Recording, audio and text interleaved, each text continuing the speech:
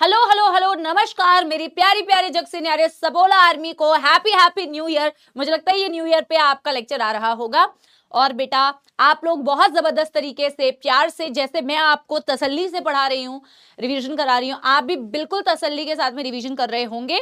मैं ये आशा करती हूँ, उम्मीद करती हूँ। आज है बेटा excretory products and it's elimination, छोटा सा चैप्टर है, इसका वन शॉट लेक्चर आपके पास आ रहा है, तो इसको बिल्कुल ध्यान से पढ़िएगा। जैसे हमने अभी तक सारी चीजों को बड़ी बेहतरीन तरीके से बेटा कवर किया है, वैसे ही इसको भी कवर करेंगे। उसके बाद बेटा आपको प्रैक्टिस शीट भी अपलोड करा दिया जाएगा टीम के द्वारा, ठीक है ना। तो एनसीईआरटी से इस चैप्टर को जरूर पढ़ लेना मेरे पढ़ाने के बाद, ठीक है ना। बिल्कुल अटेंशन के साथ में पढ़ो बेटा, बिल्कुल फ्रेश एनर्जी के साथ में पढ़ना है, और मन में एक ही चीज बेटा आपकी चलनी चाहिए, सिलेक्शन, ठीक है ना। सिलेक्शन सिलेक्शन सिलेक्शन, कोई भी बेटा डेविएशन अब आपको यहां से नहीं दिखानी है। सिर्फ एक टारगेट आपको बिल्कुल क्लियर नजर आना चाहिए, माइंड में क्लैरिटी रहेगी तो आपका बेटा फोकस बहुत अच्छा हो पाएगा, ठीक है ना।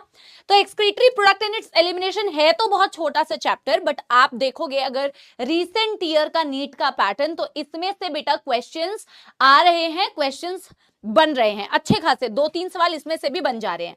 तो चैप्टर कहता है एक्सक्रीशन। एक्सक्रीशन का मतलब क्या होता है?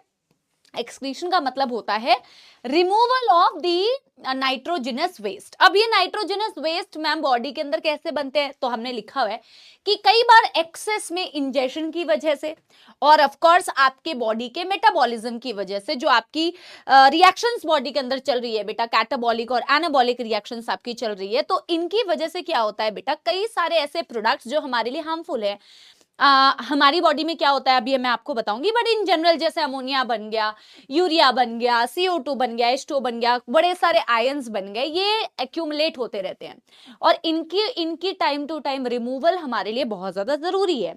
इसी को जब आप रिमूव करते हैं तो इसी को आप बोलते हैं एक्सक्रीशन। तो ये एनसीईआरटी की प्योर लाइंस है बेटा। तो एनसीईआरटी की लाइंस है, कहते हैं ड्यू टू एक्सेस यार, एक मैजिक पेन होता है ना, कौन सा होता है मैजिक पेन? अभी देखो मैं उस पे ना टाइम वेस्ट नहीं करूंगी, मैं एक बार ट्राई करती हूँ, क्या ये है मैजिक पेन? यस यस, यही है मैजिक पेन। हाँ, इस मैजिक पेन का आज इस्तेमाल करेंगे, ठीक है ना। तो हमने क्या बोला बेटा, due to excess of ingestion, ये एनसीईआरटी की लाइन है, एक्सेस ऑफ इंजेशन या फिर बेटा मेटाबॉलिज्म की वजह से, कोई भी रीजन हो सकता है जिसकी वजह से ये एक्यूमुलेट होते हैं, और इनको जब आप रिमूव करते हैं बॉडी में से, इसी को आप बेटा क्या कहते हैं, एक्सक्रीशन। तो किसी भी एनिमल में बेटा मेजरली जो नाइट्रोजनस वेस्ट आपको दिखते हैं, वो कौन कौन से नाइट्रोजनस वेस्ट दिखते हैं? एक दिखता है यूरिक एसिड, एक यूरिया, एक अमोनिया। कि कौन यूरिया एलिमिनेट करता है, कौन अमोनिया एलिमिनेट आउट करता है, कौन यूरिक एसिड एलिमिनेट आउट करता है, और इसका कारण क्या है? इसका कारण इवोल्यूशन है बेटा। हम सब जो हैं अलग अलग तरीके से इवॉल्व हुए हैं, कुछ पानी में रहने वाले हैं, कुछ पानी धरती दोनों पे रह सकते हैं, लैंड पे, और कुछ एक्सक्लूसिवली टेरेस्ट्रियल एनिमल्स होते हैं। और इसी कारण से बेटा जैसे जैसे हम इवॉल्व होते गए, हमारी रिक्वायरमेंट के अनुसार बेटा सारी चीजें होती गई। थैंक यू भैया, इसमें थोड़ा सा मैं पानी खुद ही ऐड कर लूं क्या, ये वाला? ठीक है, मैं खुद ऐड कर लेती हूँ, कोई नहीं। तो बेटा मेन 3 प्रकार के एक्सक्रीटरी प्रोडक्ट्स हो गए, ammonia, urea and uric acid. और नाम से ही आपको बहुत क्लियरली समझ में आ रहा है बच्चा पाड़ी कि यार जो अमोनिया एलिमिनेट आउट करते हैं अमोनोटेलिक। बेटा रिवीजन में इस तरीके से पढ़ाई करो कि क्लास में क्लास की चीजें लर्न हो जाए। मैं आपको एक सजेशन देती हूँ, आप क्या करना, अगर मैं एक एक स्लाइड पढ़ा रही हूँ ना बेटा, तो आप एक एक स्लाइड पूरा पढ़ो, फिर पॉज कर लो, और फिर उस चीज को एक बारी और रिवाइज करो, इससे भी एफिशिएंसी अच्छी बनेगी। पॉज करके रिवाइज कर लो वापस से, अगर आपके लिए ये वर्क करता है तो ये चीज ट्राई करके देखो। जिसने बहुत अच्छे से पढ़ा हुआ है बट एक बार रिवाइज कर रहा है वो, तो आप वन शॉट देख सकते हो। जो पहली बार पढ़ रहा है वो एक एक स्लाइड देखने के बाद ना पॉज करके लिख लिख के इसको एक बार रिवाइज करने की कोशिश करो। आई थिंक कि आपको बेटर चीजें रिटेन होंगी, ठीक है ना। अब बेटा मैंने बोला कि जो अमोनिया एलिमिनेट आउट करते हैं वो अमोनोटेलिक हो गए, जो यूरिया एलिमिनेट आउट करते हैं वो यूरियोटेलिक हो गए, जो बेटा यूरिक एसिड एलिमिनेट आउट करते हैं वो यूरिकोटेलिक एनिमल्स हो गए। अमोनिया जो होता है बहुत ज्यादा टॉक्सिक होता है बेटा, जस्ट लाइक योर बुआ, ठीक है। नो नो, बुआज आर वेरी स्वीट यार, बुआज आर नॉट टॉक्सिक बेटा, very bad, my bua is very sweet. तो अमोनिया जब आप एलिमिनेट आउट करते हो वो बहुत टॉक्सिक है। देखो हम नहीं करते हैं, हमारी बॉडी में अमोनिया बनता है। अभी हमने बॉडी फ्लूइड्स एंड सर्कुलेशन में पढ़ा भी था कि एक हेपेटिक पोर्टल सर्कुलेशन होता है मैम, लिवर और इंटेस्टाइन के बीच का कनेक्शन है। तो जो भी आपका अमोनिया इंटेस्टाइन से आप बेटा हेपेटिक पोर्टल वेन के थ्रू लिवर में लेके आते हो, उस अमोनिया को यूरिया में कन्वर्ट करते हो, तभी आप उसको इवेंचुअली हार्ट में भेजते हो और यूरिया को ही एलिमिनेट करते हो। आप अमोनिया एलिमिनेट नहीं कर सकते, it is very toxic, but हमारी बॉडी में बनता है। आप अमोनिया यूरिया को कंपेयर करोगे ना बेटा, यूरिया जो होता है 1 लाख टाइम्स ज्यादा टॉक्सिक होता है देन अमोनिया।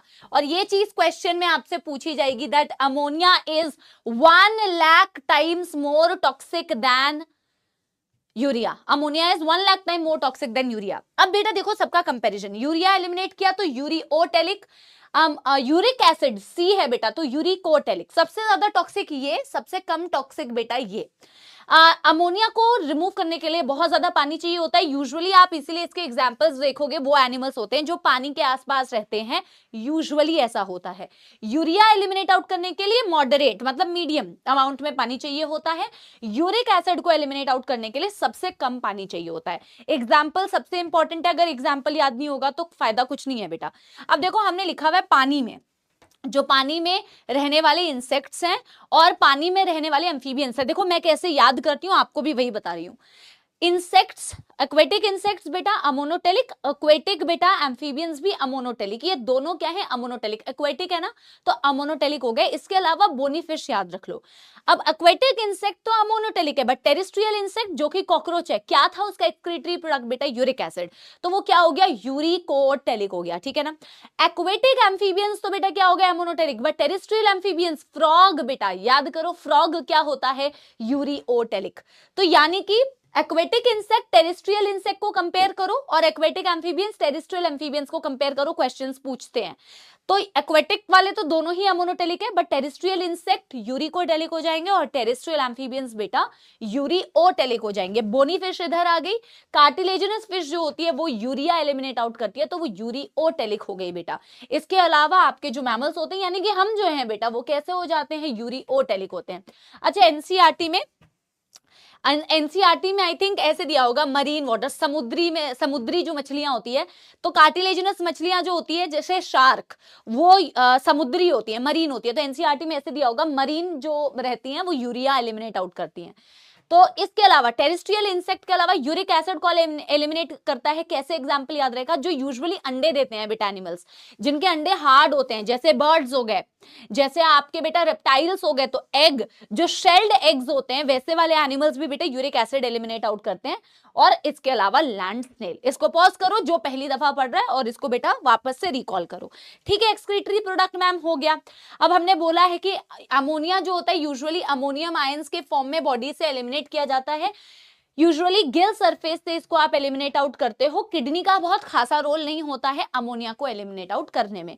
यूरिक एसिड के बारे में हमने एक बात लिखी है जो एनिमल किंगडम में भी हम पढ़ते हैं कि यूरिक एसिड को यूजुअली एलिमिनेट आउट किया जाता है in the form of pellet और paste with least removal of water.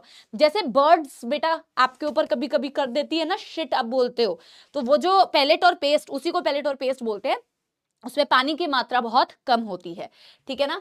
चलिए ये मैंने होमवर्क दिया होगा क्योंकि मैंने स्लाइड कॉपी पेस्ट की है ना, तो इसको इग्नोर कर दो भाई। अगला अगला अगला अगला अगला अब एक्सक्रीटरी प्रोडक्ट हमने पढ़ लिए। अब एक्सक्रीटरी स्ट्रक्चर्स हम जरा पढ़ते हैं।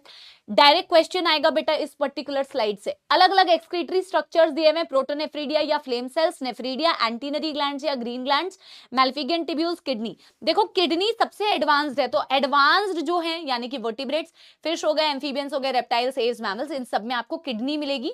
ये है मैल्फिगियन टिब्यूल्स। मैल्फिगियन टिब्यूल्स बेटा आपको किस में मिलती है? कुछ आर्थ्रोपोड्स में।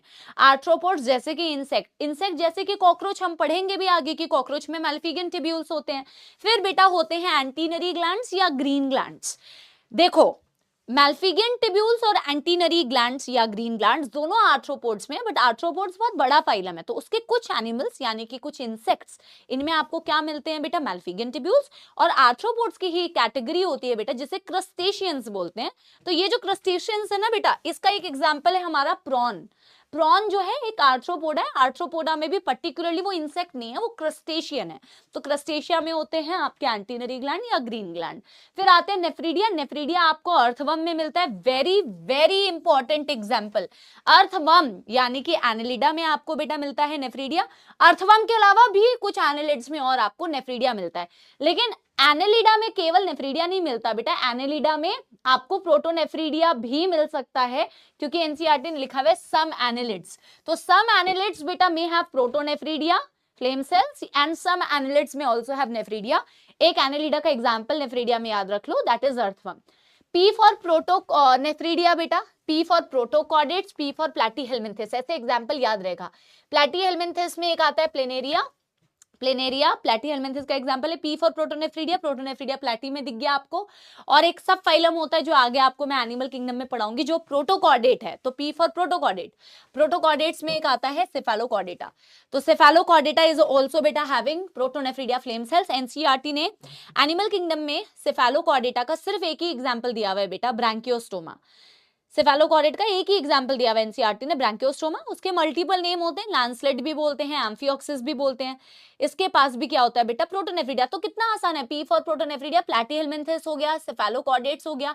ज़ूप्लैंक्टन एक एग्जांपल दिया हुआ है बेटा, ज़ूप्लैंक्टन का। ज़ूप्लैंक्टन्स क्या होते हैं, जो पानी के करंट के साथ बेटा मूव करते हैं, माइक्रोस्कोपिक होते हैं।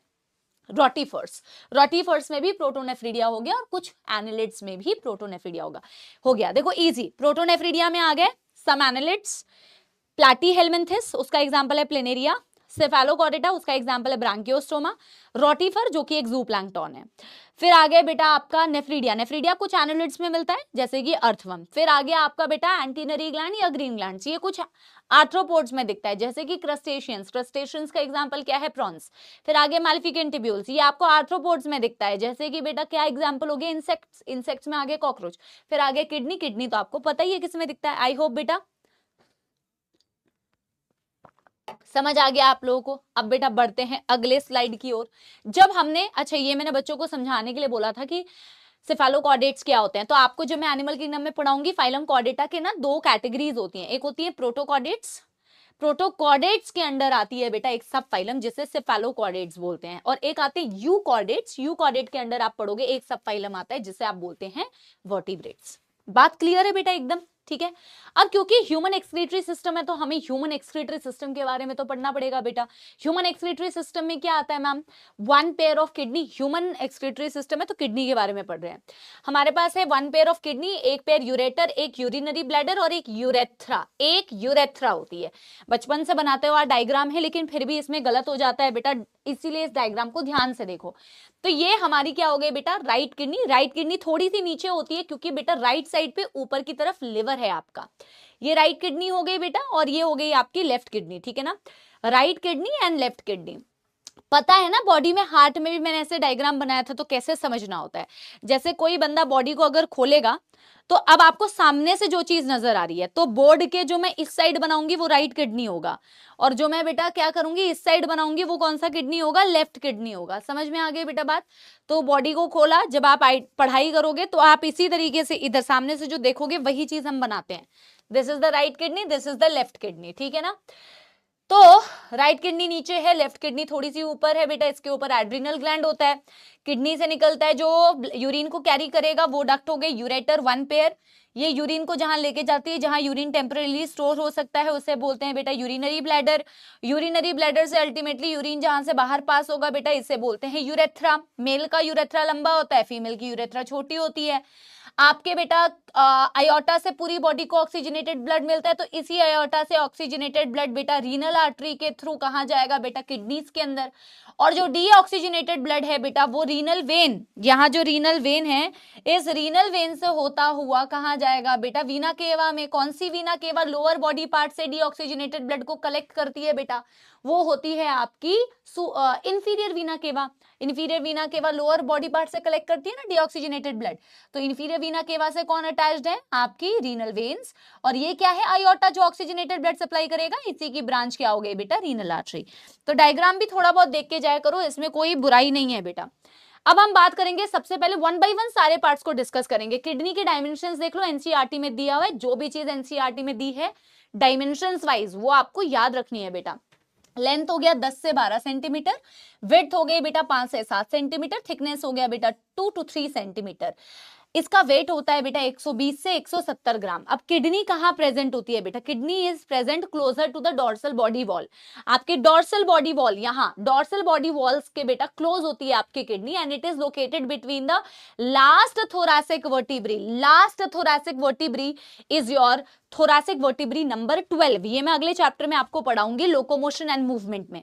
थोरैसिक वर्टिब्री नंबर 12 होती है last thoracic vertebrae, and third number vertebrae, इसके बीच में इसकी लोकेशन होती है। Very very important. किडनी बेटा दो पार्ट्स में डिवाइडेड होता है। आप एड्रिनल ग्लैंड भी आगे पढ़ोगे, वो भी दो पार्ट्स में डिवाइडेड होता है। आउटर कॉर्टेक्स हो गया और इनर हो गया बेटा मेड्यूला। ये किडनी का बेहद खूबसूरत डायग्राम है, और आप इस डायग्राम को अगर ध्यान से देखो तो आपके किडनी का ये बाहर वाला पार्ट हो गया बेटा कॉर्टेक्स वाला रीजन, जिसे मैंने येलो डॉट्स में रिप्रेजेंट किया है, और ये अंदर वाला हो गया बेटा मेड्यूला रीजन। ठीक है ना। किडनी के अराउंड एक कवरिंग होती है जिसे पिंक कलर से मैंने बनाया हुआ है, उसे बोलते हैं renal capsule. It's outer tough layer of connective tissue. ये कॉर्टेक्स है बेटा, और ये मेड्यूला के पिरामिड्स होते हैं, मेड्यूलरी पिरामिड्स। इसमें मैंने ये जो लाल लाल लाल लाल स्ट्राइएशंस दिखाई हैं, ये एक्चुअल में नेफ्रॉन कुछ इस तरीके से इसके अंदर बेटा प्रेजेंट होते हैं ना। नेफ्रॉन का लूप ऑफ हेनले ऐसे प्रेजेंट होता है कि वो इस तरीके के लाइंस के फॉर्म में दिख रहा होता है, स्ट्राइएशंस के फॉर्म में आपको दिख रहा होता है। ठीक है ना। तो ये हो गए आपके medullary pyramids. Medullary pyramids, pyramid से आपको एक ऐसी ब्रांच दिख रही है, ये वाली बेटा, इस ब्रांच को बोला जाता है माइनर कैलाइसिस। एनसीईआरटी ने मेजर और माइनर कैलाइसिस वर्ड तो इस्तेमाल नहीं किया है, बट कैलाइसिस वर्ड का इस्तेमाल जरूर किया है। तो ये होते हैं बेटा आपके कैलाइसिस, जो डायरेक्टली आपके बेटा पिरामिड से निकल रहे हैं, इन्हें बोलते हैं माइनर कैलाइसिस। जब ये माइनर कैलाइसिस फ्यूज कर जाते हैं तो ये आपको दिख रहा है मेजर कैलाइसिस, और major calyces open into this region, इसे बोला जाता है रीनल पेल्विस। पूछा जाता है बेटा, रीनल पेल्विस बोलते हैं इसे। सो दिस रीनल पेल्विस के बारे में एनसीईआरटी कहती है, अरे भाई, इस रीनल पेल्विस के बारे में एनसीईआरटी कहती है that this is a broad funnel shape part that open into the calyces. All collecting duct of nephron opens here. बेटा सारे कलेक्टिंग डक्ट मिलके ऑब्वियसली इसी जगह पे सारा यूरिन को लेके आ रहे होंगे, है ना। और ये एनसीईआरटी कहती है कि ये जो पेल्विस है ये ओपन कर रहा है कैलाइसिस में। कह सकते हो, उल्टा भी कह सकते हो, और ये भी तो कह सकते हो ना बेटा, कैलाइसिस में ओपन हो रहा है ये रीनल पेल्विस। ये रीनल पेल्विस है और ये कैलाइसिस है, तो रीनल पेल्विस कैलाइसिस में ओपन हो रहा है। ठीक है। और यहां से इवेंचुअली यूरिन बाहर जाएगा, तो ये वाली डक्ट है आपकी यूरेटर। यहां आपको किडनी के कॉनकेव सरफेस पर एक ओपनिंग दिखती है, सिंगल ओपनिंग होती है किडनीज में, इसे बोला जाता है hilum. Hilum is a single opening in the concave side, जहां से सारे ब्लड वेजल्स, नर्व्स, यूरेटर चीजों की एंट्री या एग्जिट हो सकती है। ठीक है ना। अच्छा, इसमें एक बहुत इंपॉर्टेंट पार्ट है, ये तो ग्रीन वाले एरिया से मैंने पूरा बनाया हुआ है आपका मेड्यूला रीजन, बट ये जो येलो डॉटेड एरिया है जिसे मैं कॉर्टेक्स बोल रही हूँ, जो आउटर एरिया है, इस कॉर्टेक्स का कुछ कुछ एरिया आपको बेटा पिरामिड के बीच बीच में दिख रहा है, एक्सटेंडेड। ये बीच बीच में पिरामिड के दिख रहा है, कॉर्टेक्स का एक्सटेंडेड एरिया। कॉर्टेक्स अंदर की तरफ है, यहाँ इस एरिया को बोला जाता है renal column of Bertini. Question में पूछा जाएगा what is renal column of Bertini. तो renal column of Bertini is extension of cortex between medullary pyramid. Medullary pyramid के बीच में कॉर्टेक्स का जो एक्सटेंशन होता है उसी को बोला जाता है रीनल कॉलम ऑफ बर्टीनाई। कोई दुखदार समस्या तो नहीं। ये मैंने नेफ्रॉन बना के बताए थे, जिसके collecting duct loop of Henley की वजह से आपका जो ये पिरामिड है ये स्ट्राइएटेड दिखता है। किडनी की बात खत्म हो गई। किडनी में हमने कहा बेटा हर एक किडनी के अंदर 1 मिलियन स्ट्रक्चर्स होते हैं, जो फंक्शनल यूनिट है, स्ट्रक्चरल एंड फंक्शनल यूनिट, जिसे हम नेफ्रॉन या यूरिनीफेरस ट्यूब्यूल बोलते हैं। और सारा मामला इसी के पास है कंट्रोल में। ये जो जितनी भी यूरिन फॉर्मेशन हो रही होती है ये इसी नेफ्रॉन के कंट्रोल में, जिसके बारे में भी हम पढ़ने वाले हैं। ठीक है ना। और एक किडनी में 1 मिलियन नेफ्रॉन है। सोच के देखो कि इसीलिए तो बोलते हैं एक किडनी अगर हट भी गई तो भी सरवाइव कर सकते हो अगर किडनी आपकी ठीक ठाक है ना। अच्छा, किडनी के बाद अगला पार्ट आता है यूरिनरी ब्लैडर। ये यूरिन को स्टोर कर सकता है टेम्पररीली बेटा। इसके पास स्मूथ मसल्स होते हैं जिन्हें डेट्रूसर मसल्स भी बोला जाता है, और इसी डेट्रूसर मसल्स की मदद से आप यूरिन को बाहर की डायरेक्शन में पुश करते हो बेटा। यूरिन बाहर आ पाता है जब आप यूरिनरी ब्लैडर को कॉन्ट्रैक्ट करते हो। और इसी यूरिनरी ब्लैडर से आगे आपको दिख रहा होता है यूरेथ्रा। इस यूरेथ्रा में 2 दरवाजे होते हैं बेटा, अंदर की तरफ जिसे बोला जाता है इंटरनल यूरेथ्रल स्फिंक्टर, और बाहर की तरफ जिसे बोला जाता है एक्सटर्नल यूरेथ्रल स्फिंक्टर। जो इंटरनल वाला है, अंदर की तरफ वाले जो दरवाजे हैं, वो इनवॉलेंट्री है। I for internal sphincter, I for involuntary. जो एक्सटर्नल स्फिंक्टर्स होते हैं बेटा वो वॉलेंट्री होते हैं, आपकी इच्छा के अनुसार खुलते हैं, जिसके अनुसार आप यूरिनेशन करते हो। ठीक है ना। ब्लैडर में मसल्स की बहुत ज्यादा इंपॉर्टेंस है। इसी डेट्रियूसर मसल्स जिन्हें आप स्मूथ मसल्स बोल रहे हो, इनको ही कॉन्ट्रैक्ट करने पर यूरिन बाहर आता है। यूरिन के पास होने को ही डेट्रियूशन ऑफ यूरिन बोलते हैं, जिसकी वजह से इसे डेट्रियूसर मसल्स बोला गया। यूरेटर बेटा किडनी से निकला और क्या बोलते हैं यूरिन को यूरिनरी ब्लैडर तक लेके गया। यूरेथ्रा बेटा मेल और फीमेल में अलग अलग है। फीमेल में देखो 2 से 4 सेंटीमीटर है, बहुत छोटा है, लेकिन मेल के केस में बहुत बड़ा होता है बेटा, 20 से 25 सेंटीमीटर। इसमें से आप यूरिन भी कैरी करवा सकते हो, मेल के केस में सीमन भी कैरी करा सकते हो। आपने ह्यूमन रिप्रोडक्शन में पढ़ा भी हुआ है, लेकिन 1 एट अ टाइम। लेकिन female urethra only and only responsible for passing urine. ठीक है, अब बात करते हैं नेफ्रॉन की मैम। तो नेफ्रॉन या यूरिनीफेरस ट्यूब्यूल जो कि स्ट्रक्चरल एंड फंक्शनल यूनिट है, इसके बेटा 2 हिस्से होते हैं। एक होता है आपका ग्लोमेरुलस और एक होता है जिसे आप कहते हैं रीनल ट्यूब्यूल। बहुत क्लियरली एनसीईआरटी ने कहा है renal tubule starts with Bowman's capsule. Renal tubule start होता है बोमेन्स कैप्सूल से, फिर आता है पीसीटी, फिर आता है लूप ऑफ हेनले, फिर आता है डीसीटी और फिर आता है बेटा कलेक्टिंग डक्ट। इनफैक्ट आगे मैंने लिखा भी होगा, ग्लोमेरुलस और बोमेन्स कैप्सूल को एक साथ मिला के क्या बोला जाता है, इन दोनों को एक साथ मिला के बोला जाता है मैल्फिगियन कॉर्पसल।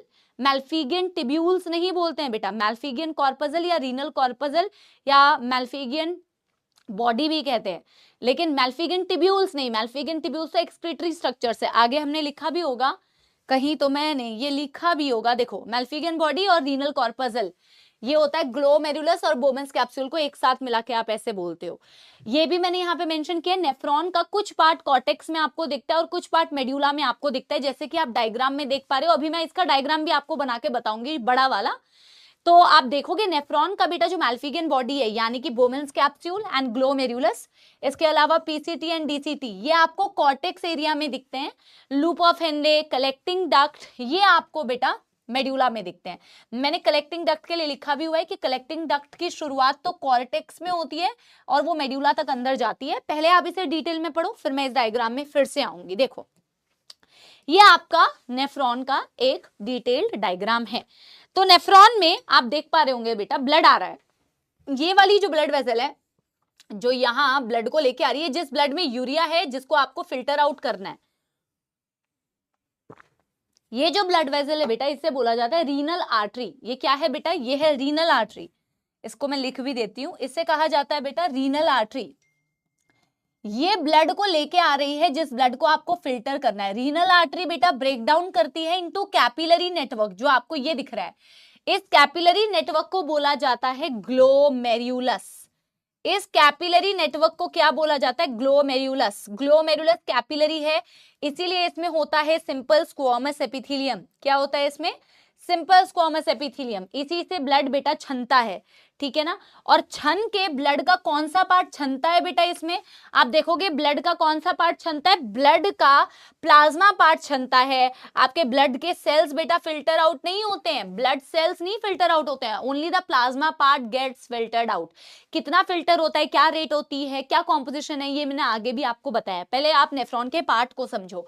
तो पहला पार्ट हो गया आपका ग्लोमेरुलस। ब्लड छन के जिस जगह पे आया वो ये वाली जगह है जो कप जैसी आपको दिख रही है, इसे बोलते हैं बोमेन्स कैप्सूल। बोमेन्स कैप्सूल के स्ट्रक्चर में मैं आपको बताऊंगी कौन सी एपिथेलियम होती है, बट यही Bowman's capsule along with glomerulus, इसे आप बोलते हैं बेटा क्या, रीनल कॉर्पसल या मैल्फिगियन बॉडी। यहां से एक आपको कॉन्व्यूलेटेड पार्ट दिख रहा है, ये इसे बोलते हैं प्रॉक्सिमल कॉन्व्यूलेटेड टिब्यूल। इसमें होते हैं brush bordered cuboidal epithelium, microvilli वाले क्यूबॉइडल सेल्स होते हैं। बहुत इंपॉर्टेंट क्वेश्चन बनता है बेटा यहां से कि इसमें ब्रश बॉर्डर्ड क्यूबॉइडल एपिथेलियम होते हैं, जिससे ज्यादा चीजों को आप रीअब्सॉर्ब कर सको। मैक्सिमम रीअब्सॉर्प्शन यहीं से होता है। फिर आती है बेटा आपकी लूप ऑफ हेनले, जो हेयर पिंच लाइक होती है, ये है आपकी loop of Henley. Loop of Henle में नीचे की डायरेक्शन में जो देखो आपका ब्लड में से जो भी चीज छनी, जिसे आप यहाँ पे फिल्टरेट बोलोगे, ये फिल्टरेट इस लूप ऑफ हेनले से नीचे जा रहा है ना, नीचे की डायरेक्शन में, इसीलिए इसे डिसेंडिंग लूप ऑफ हेनले कहते हैं। और डिसेंडिंग लूप ऑफ हेनले का शॉर्ट फॉर्म मैंने लिखा हुआ है DLOH, descending loop of Henle. और इस लूप ऑफ हेनले से फिल्टरेट ऊपर की डायरेक्शन में जा रहा है ना, तो इसे हम बोलते हैं असेंडिंग लूप ऑफ हेनले। देखो डिसेंडिंग लूप ऑफ हेनले तो यूनिफॉर्म डायमीटर का है, लेकिन असेंडिंग लूप ऑफ हेनले में एक पार्ट पतला होता है, इसे thin part of ascending loop of Henley कहते हैं। और ये जो ऊपर की डायरेक्शन में मोटा असेंडिंग लूप ऑफ हेनले दिख रहा है, इसे thick part of ascending loop of Henley कहते हैं। असेंडिंग लूप ऑफ हेनले से आगे फिर से ऐसा एक बेटा कर्व कॉन्व्यूलेटेड पार्ट आया, इसे बोलते हैं डीसीटी, डिस्टल कॉन्व्यूलेटेड टिब्यूल, ठीक है ना। और डिस्टल कॉन्व्यूलेटेड टिब्यूल जिस पार्ट में ओपन होता है इसे बोलते हैं आप कलेक्टिंग डक्ट। कलेक्टिंग डक्ट ना ऐसे ब्रांच्ड दिखता है, कलेक्टिंग डक्ट एक्चुअल में ऐसे ब्रांच्ड दिखता है। क्यों पता है बेटा? क्योंकि एक सिंगल कलेक्टिंग डक्ट के अंदर देखो ये ऐसे ब्रांच्ड, अरे यार जो कलेक्टिंग डक्ट है ना बेटा वो ऐसे ब्रांच दिखता है। क्यों ऐसे ब्रांच दिखता है? क्योंकि अरे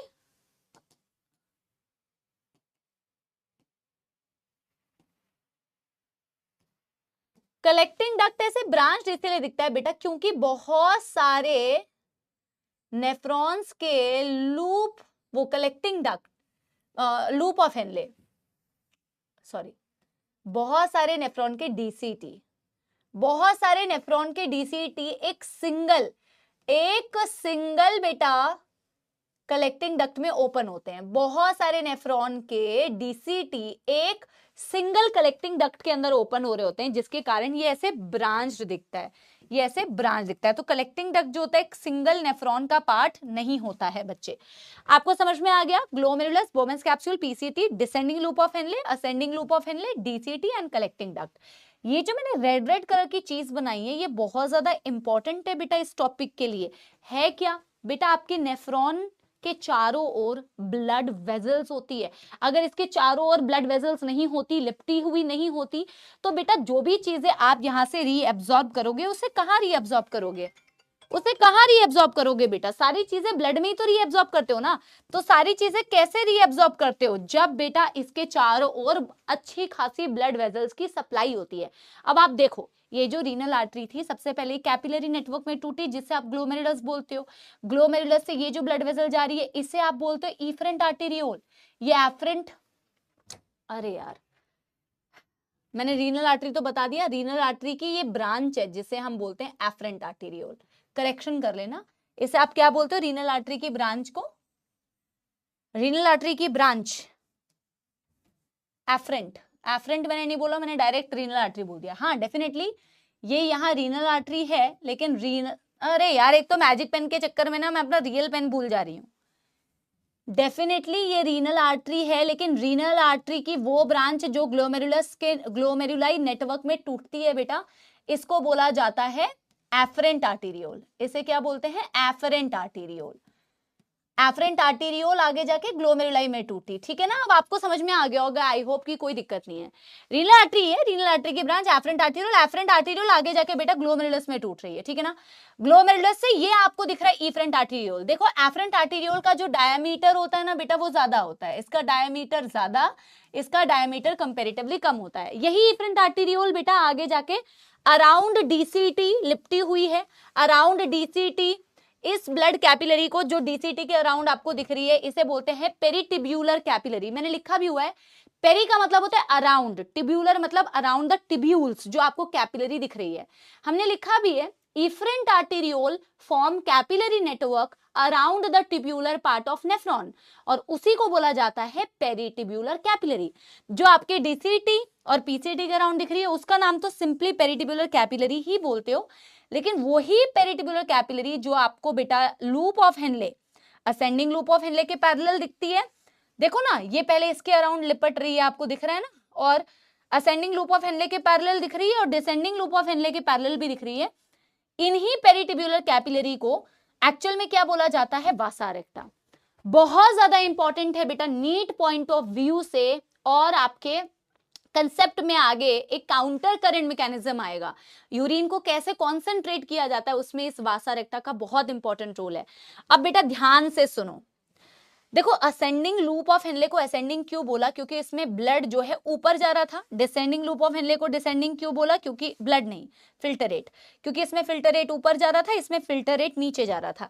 लेकिन वासा रेक्टा में कौन सी असेंडिंग वासा रेक्टा है, कौन सी डिसेंडिंग वासा रेक्टा है? अब आप देखो बेटा वासा रेक्टा में जो आपकी असेंडिंग लूप ऑफ हेनले के पैरेलल वासा रेक्टा है उसमें ब्लड नीचे जा रहा है, उसमें ब्लड, वासा रेक्टा में ब्लड है ना, क्योंकि ये इफरेंट आर्टेरियोल का ही तो पार्ट है ना।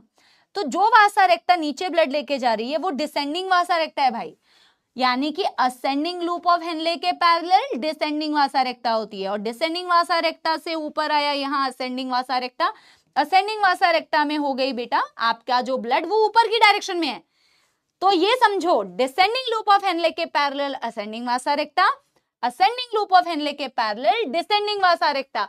समझ में आ गई बेटा बात, वासा रेक्टा क्या है, असेंडिंग डिसेंडिंग क्या है। लेकिन ये वासा रेक्टा बेटा उन्हीं में वेल डेवलप्ड आपको दिखेगी जिनमें आपको ये लूप ऑफ हेनले इतना बढ़िया दिख रहा है। जिसका लूप ऑफ हेनले इतना बड़ा है, लंबा है, उसी लूप ऑफ हेनले के अराउंड आपको वासा रेक्टा इतनी अच्छी डेवलप्ड दिखेगी, क्योंकि वासा रेक्टा अगर है तो वो लूप ऑफ हेनले के अराउंड ही है। बट बेटा हर एक नेफ्रॉन में लूप ऑफ हेनले इतना वेल डेवलप्ड नहीं होता, इसीलिए नेफ्रॉन भी दो प्रकार की होती है, एक जो होती है जक्स्टामेड्युलरी नेफ्रॉन्स और एक जो होती है कॉर्टिकल नेफ्रॉन। अब आपको ये वाली चीज भी समझ में आ गई, ठीक है ना। अब देखो ये वाली चीज अब आपको कैसे समझ में आ गई। नेफ्रॉन कुछ इस तरीके से प्रेजेंट होता है। अब आप नेफ्रॉन के पार्ट्स को ऑब्जर्व करो, कौन सी चीज किधर है। ये आपके एफरेंट आर्टीरियोल, इफरेंट आर्टीरियोल और ये आपका ग्लोमेरुलस कॉर्टेक्स हिस्सा में है। बोमेंस कैप्सूल कॉर्टेक्स में है, पीसीटी कॉर्टेक्स में है, डीसीटी कॉर्टेक्स में है, कलेक्टिंग डक्ट कॉर्टेक्स से लेके मेड्यूला वाले एरिया में है ना, इसीलिए मैंने लिखा है extends from cortex to medulla. और लूप ऑफ हेनले तो बेटा मेड्यूला में ही होता है, ठीक है ना। अब बेटा देखो ये वाली चीज तो हमने कर ली। हमने कहा कि मैम दो प्रकार के नेफ्रॉन होते हैं इसी बेसिस पर, एक होते हैं जिसे बोलते हैं कॉर्टिकल नेफ्रॉन, एक medullary nephron, juxta medullary nephron. ज्यादातर नेफ्रॉन यानी कि 85% of the nephrons are cortical nephron हमारी बॉडी में, एंड बेटा only 15% of the nephrons are juxta medullary nephron. Cortical nephron में आप इसके डायग्राम को देख पा रहे होंगे कितना छोटा सा लूप ऑफ हेनले है, इतना छोटा लूप ऑफ हेनले है, और इसका लूप ऑफ हेनले इतना छोटा है तो ये मेड्यूला के अंदर ज्यादा डीप जा भी नहीं पाता। लेकिन जक्स्टा मेड्यूलरी नेफ्रॉन के लॉन्ग लूप ऑफ हेनले होता है, और इसका इतना लॉन्ग लूप ऑफ हेनले है इसलिए ये डीपली मेड्यूला के अंदर जा पाता है, because it has longer loop of Henley. So this has short loop of Henley, this is long loop of Henley. Cortical nephron 85%, ये बेटा ओनली 15%। जिसका लूप ऑफ हेनले छोटा होगा उसमें वासा रेक्टा या तो रिड्यूस्ड होगी या तो बेटा एब्सेंट होगी, क्योंकि वासा रेक्टा तो आपके लूप ऑफ हेनले के अराउंड ही होती है। और बेटा आगे आप पढ़ोगे कि इस वासा रेक्टा का रोल है ऑस्मो रेगुलेशन में, maintenance of water ionic balance, जिसे ऑस्मो रेगुलेशन कहते हैं, जो आप आगे पढ़ोगे भी। तो बेटा अगर वासा रेक्टा नहीं है तो ऑस्मो रेगुलेशन तो नहीं हो पाएगा, इसीलिए आप कहते हैं कि कॉर्टिकल नेफ्रॉन सिर्फ एक्सक्रीशन का ही काम करती है, एलिमिनेशन ऑफ नाइट्रोजनस वेस्ट, क्योंकि इसके पास लूप ऑफ हेनले नहीं है तो वासा रेक्टा नहीं है तो ऑस्मो रेगुलेशन नहीं है। लेकिन आपकी जक्स्टा मेड्यूलरी नेफ्रॉन एक्सक्रीटरी तो होती ही है, और इसके साथ साथ बेटा ऑस्मो रेगुलेशन का भी काम करती हैं, ऑस्मो रेगुलेटरी भी होती हैं। मैंने यहाँ पे क्या लिखा हुआ है, वासा रेक्टा along with loop of Henle is responsible for concentrating the urine and maintaining osmolarity। इसको हम आगे समझेंगे काउंटर करंट मैकेनिज्म में कि ऐसा कैसे होता है। अब बेटा देखो, अब बेटा इस चीज को जरा देखो, यहां हमने एक चीज बनाई हुई है जो एनसीईआरटी ने बहुत अच्छे से एक्सप्लेन की है। इनफैक्ट इसका आगे रेगुलेशन ऑफ किडनी फंक्शन में भी वर्णन है बेटा कि जक्स्टा ग्लोमेरुलर अपैरेटस क्या होता है, JGA। Very very very important concept, very very very important concept बेटा। आप इस डायग्राम को ध्यान से देखो, फिर मैंने एक जूलॉजी मेडिजी का स्क्रीनशॉट भी लगाया हुआ है आगे। हम कहते हैं कि JGA बनता कैसे है। JGA बनता है जब आपकी जो डिस्टल कॉन्वोल्यूटेड टिब्यूल है ना बेटा, DCT, और एफरेंट आर्टीरियोल, एफरेंट आर्टीरियोल जो बेटा क्या करती है, ग्लोमेरुलस में टूटती है। ये एफरेंट आर्टीरियोल और DCT के क्लोजनेस की वजह से, पास पास आने की वजह से एक स्पेशल सेंसिटिव एरिया बनता है जिसे आप JGA जक्स्टा ग्लोमेरुलर अपैरेटस कहते हैं। देखो हमने लिखा हुआ है sensitive region formed due to the close proximity between the afferent and DCT, afferent and DCT। तो हमने यहाँ पे क्या किया, इस एफरेंट आर्टीरियोल को बनाया हुआ है, और एफरेंट आर्टीरियोल के पास हमने DCT को दिखाया हुआ है, और DCT तो एक पाइप जैसा है ना, तो DCT का कट किया है क्रॉस सेक्शन, अंदर की तरफ आपको उसके अंदर के क्यूबॉइडल सेल्स नजर आ रहे होंगे। ये दोनों पास पास होने की वजह से JGA बनता है। कैसे बनता है मैम, एफरेंट आर्टीरियोल है, ब्लड वेसल है, ब्लड वेसल्स में मैम स्मूथ मसल्स होंगे। इसके बेटा कुछ स्मूथ मसल्स होते हैं एफरेंट आर्टीरियोल के जो मॉडिफाइड होते हैं। इस मॉडिफाइड स्मूथ मसल फाइबर्स को बोला जाता है JG सेल्स। तो एफरेंट आर्टीरियोल मान लो ये एफरेंट आर्टेरियोल है, ये डीसीटी है, दोनों का जो कांटेक्ट पॉइंट है, इस कांटेक्ट पॉइंट पर एफरेंट आर्टेरियोल में जो मॉडिफाइड स्मूथ मसल फाइबर्स होते हैं उन्हीं सेल्स को बोला जाता है जेजी सेल्स, जो एक specialised very important hormone secrete करते हैं, हार्मोन रेनिन। ये सिंगल एन वाला रेनिन है, डबल एन वाला रेनिन नहीं है, जो एंजाइम होता है प्रोटीन डाइजेस्टिंग। ये एक बहुत important hormone JG cell secrete करता है जो किडनी फंक्शन रेगुलेशन में जबरदस्त रोल प्ले करेगा, दैट इज रेनिन। लेकिन सिर्फ एफरेंट आर्टेरियोल ही मॉडिफाइड नहीं होता जंक्शन पॉइंट पर। जिस जंक्शन पॉइंट पर तुम डीसीटी को देखते हो, तो डीसीटी का देखो ये पॉइंट कांटेक्ट पे है ना, तो इसके क्यूबॉइडल सेल्स कितने ज्यादा पास पास चिपके हुए हैं, बड़े डेंस है। लेकिन ये अपोजिट साइड पे थोड़े से देखो तुम, खुले खुले क्यूबॉइडल सेल्स हैं। ये जो बड़े कॉम्पैक्टली बेटा, बड़े पास पास बहुत डेंसली पैक्ड क्यूबॉइडल सेल्स आपको डीसीटी पे दिखते हैं एट कॉन्टैक्ट पॉइंट, इसे बोला जाता है मैक्यूला डेंसा। यानी कि कांटेक्ट पॉइंट पर एफरेंट के भी सेल्स में मॉडिफिकेशन हुई, स्मूथ मसल फाइबर्स को जेजी सेल्स बोला, और कांटेक्ट पॉइंट पर डीसीटी के भी सेल्स बेटा काफी ज्यादा कॉम्पैक्टली डेंसली पैक्ड होते हैं, उन्हें आप बोलते हैं मैक्यूला डेंसा। इन दोनों को एक साथ मिला के बोला जाता है juxta glomerular apparatus, JGA। This is a sensitive area form between the closeness between afferent and DCT. Very important role in kidney function regulation.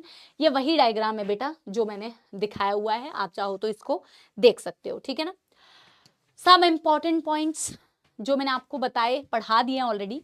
Collecting duct is not a part of single nephron, DCTs of many nephron open into a single collecting duct. बोला एक single collecting duct के अंदर multiple nephrons के बेटा DCT open हो रहे होते हैं, ये सिंगल नेफ्रॉन का पार्ट नहीं होता। ग्लोमेरुलस क्या है बेटा, ग्लोमेरुलस गुच्छा है, टफ कैपिलरी है। बोमेन्स कैप्सूल क्या है, एक कप लाइक स्ट्रक्चर है जो कि डबल वॉल्ड होता है। बोमेन्स कैप्सूल के स्ट्रक्चर को समझो। देखो ग्लोमेरुलस तो सिंपल ब्लड वेजल है, ब्लड कैपिलरी है। ब्लड कैपिलरी में किसकी लाइनिंग होती है, एक single layer of simple squamous epithelium, जिसे एंडोथेलियम भी बोलते हैं, जो अभी अभी तुमने बेटा पिछले चैप्टर में पढ़ा भी है बॉडी फ्लूइड्स में। तो ये आपके एफरेंट आर्टेरियल ब्लड लेके आती है, और ये ग्लोमेरुलस है। ग्लोमेरुलस के अंदर बेटा किसकी लाइनिंग है, सिंपल स्क्वामस एपिथेलियम, जिसे एंडोथेलियम बोला। अल्टीमेटली ब्लड का जो भी पार्ट फिल्टर आउट होता है तो बोमेन्स कैप्सूल में जाता है। अब बोमेन्स कैप्सूल को ऐसे समझो, ये बोमेन्स कैप्सूल की बाहर वाली लेयर है, और एक बेटा अंदर वाली लेयर भी होगी ना, छन्नी जैसे इमेजिन करो, छन्नी में से चाय छानते हैं ना, तो एक होता है छन्नी का, मान लो कि स्टील वाला पार्ट, वैसे समझ लो, और एक है जो एक्चुअल नेट है, नेट में से ही एक्चुअल में चीजें छनती है।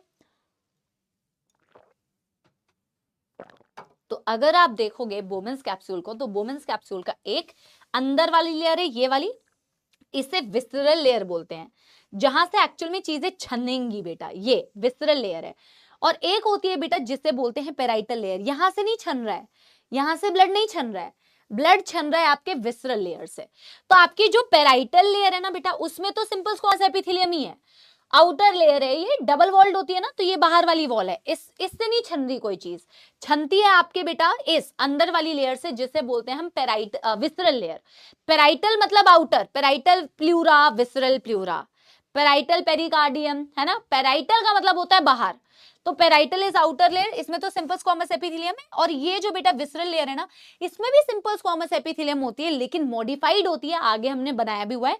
इसे आप बोलते हैं बेटा पोडोसाइट्स, इन सेल्स को आप बोलते हैं पोडोसाइट्स, मैंने आगे भी बनाया हुआ है। देखो पेराइटल लेयर में सिंपल स्क्वामस एपिथेलियम है, लेकिन आपकी विसरल लेयर में मॉडिफाइड स्क्वामस सेल्स होती हैं, वेरी इंपॉर्टेंट पोडोसाइट्स। अगर आपसे पूछा जाए आगे, मैं आपको बेटा ये चीज मैकेनिज्म ऑफ यूरिन फॉर्मेशन में बताऊंगी भी, कि अल्टीमेटली जो ब्लड छनता है वो 3 लेयर से छनता है। एक बोमेन्स एक आपकी एंडोथेलियम, जो आपकी ग्लोमेरुलाई में है, single layer of simple squamous epithelium, एक इस लेयर से ब्लड छनता है। इस लेयर से छनने के बाद ये बीच में जो है ना बेटा बेसमेंट है, जैसे आपने डिफ्यूजन मेम्ब्रेन में बनाया था बेसमेंट, ये दूसरा लेयर होता है नॉन सेलुलर, और तीसरा लेयर होता है ये पोडोसाइट का। तो 3 लेयर से आपका ब्लड एक्चुअल में छनता है, ब्लड का प्लाज्मा पार्ट। आगे बताया भी हुआ है मैंने कि इनसे ही बनती है filtration membrane, endothelium of glomerulus, basement ये बीच में है, बोमेन्स कैप्सूल और ग्लोमेरुलस के बीच में, एंड विसरल लेयर यानी कि पोडोसाइट्स, ठीक है ना। अब आगे देखते हैं ये पोडोसाइट्स कैसे दिखते हैं। पॉड का मतलब होता है अपेंडेज, पोडोसाइट का मतलब होता है सेल, एक ऐसे सेल जिसके बीच में से अपेंडेजेस निकले हुए हैं, जिन अपेंडेजेस को एक्चुअल में बोलते हैं पेडिसिल। अब आप देखोगे दो सेल्स, दो पोडोसाइट्स के जो पेडिसिल्स हैं, इनके बीच का जो डिस्टेंस है इसी को बोला जाता है filtration slit. Filtration slit is the distance between successive pedicel. दो लगातार जो पेडिसिल आपको नजर आ रहा है, इसके बीच का जो स्पेस होता है इसे बोला जाता है फिल्टरेशन स्लिट। फिल्टरेशन स्लिट का मतलब होता है बेटा वो गैप जहां से एक्चुअल में, ठीक है ना, ब्लड छनके जाता है, ठीक है ना। तो ये दो पेडिसिल के बीच का जो गैप है यही बनाता है क्या बेटा, filtration slit.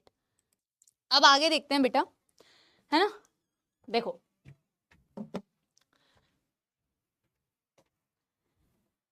Mechanism of urine formation. Filtration slit तुम्हें समझ में आ गया। फिल्टरेशन स्लिट जो है वो होता है दो सक्सेसिव पेडिसिल के बीच का जो डिस्टेंस है उसे को फिल्टरेशन स्लिट बोलते हैं। स्लिट मतलब एक गैप जिससे कि आपका अल्टीमेटली ब्लड का जो भी पार्ट फिल्टर आउट होगा। छन्नी में जैसे बेटा नेट के बीच बीच में छेद होते हैं ना, वो स्लिट्स हैं। तो उसी स्लिट का साइज जो है डिसाइड करता है कि चाय की पत्ती जो है वो छनती नहीं है, पानी छन जाता है, ठीक है ना। यूरिन फॉर्मेशन 3 स्टेप्स में होता है, जैसे कि बेटा number 1 step is ultra filtration, reabsorption and tubular secretion. Ultra filtration मतलब फिल्टर्ड होगा ब्लड बहुत ही प्रिसाइजली 3 लेयर से। पैसिव होता है, इसमें कोई एनर्जी नहीं लगती बेटा, प्रेशर की वजह से ब्लड फिल्टर आउट होता है और ब्लड का सिर्फ प्लाज्मा पार्ट फिल्टर आउट होता है। फिल्टरेशन की जो मेम्ब्रेन होती है ये हम ऑलरेडी देख चुके हैं, ग्लोमेरुलस के सिंपल स्क्वामस एपिथेलियम, एक बेसमेंट नॉन सेलुलर लेयर, और पोडोसाइट जो होती है विसरल लेयर की, उसे बोलते हैं बेटा क्या, भैया, ठीक है ना। तो ये तीनों हो गई आपकी बेटा फिल्टरेशन मेम्ब्रेन। प्रेशर की वजह से हमेशा ब्लड फिल्टर आउट होता है।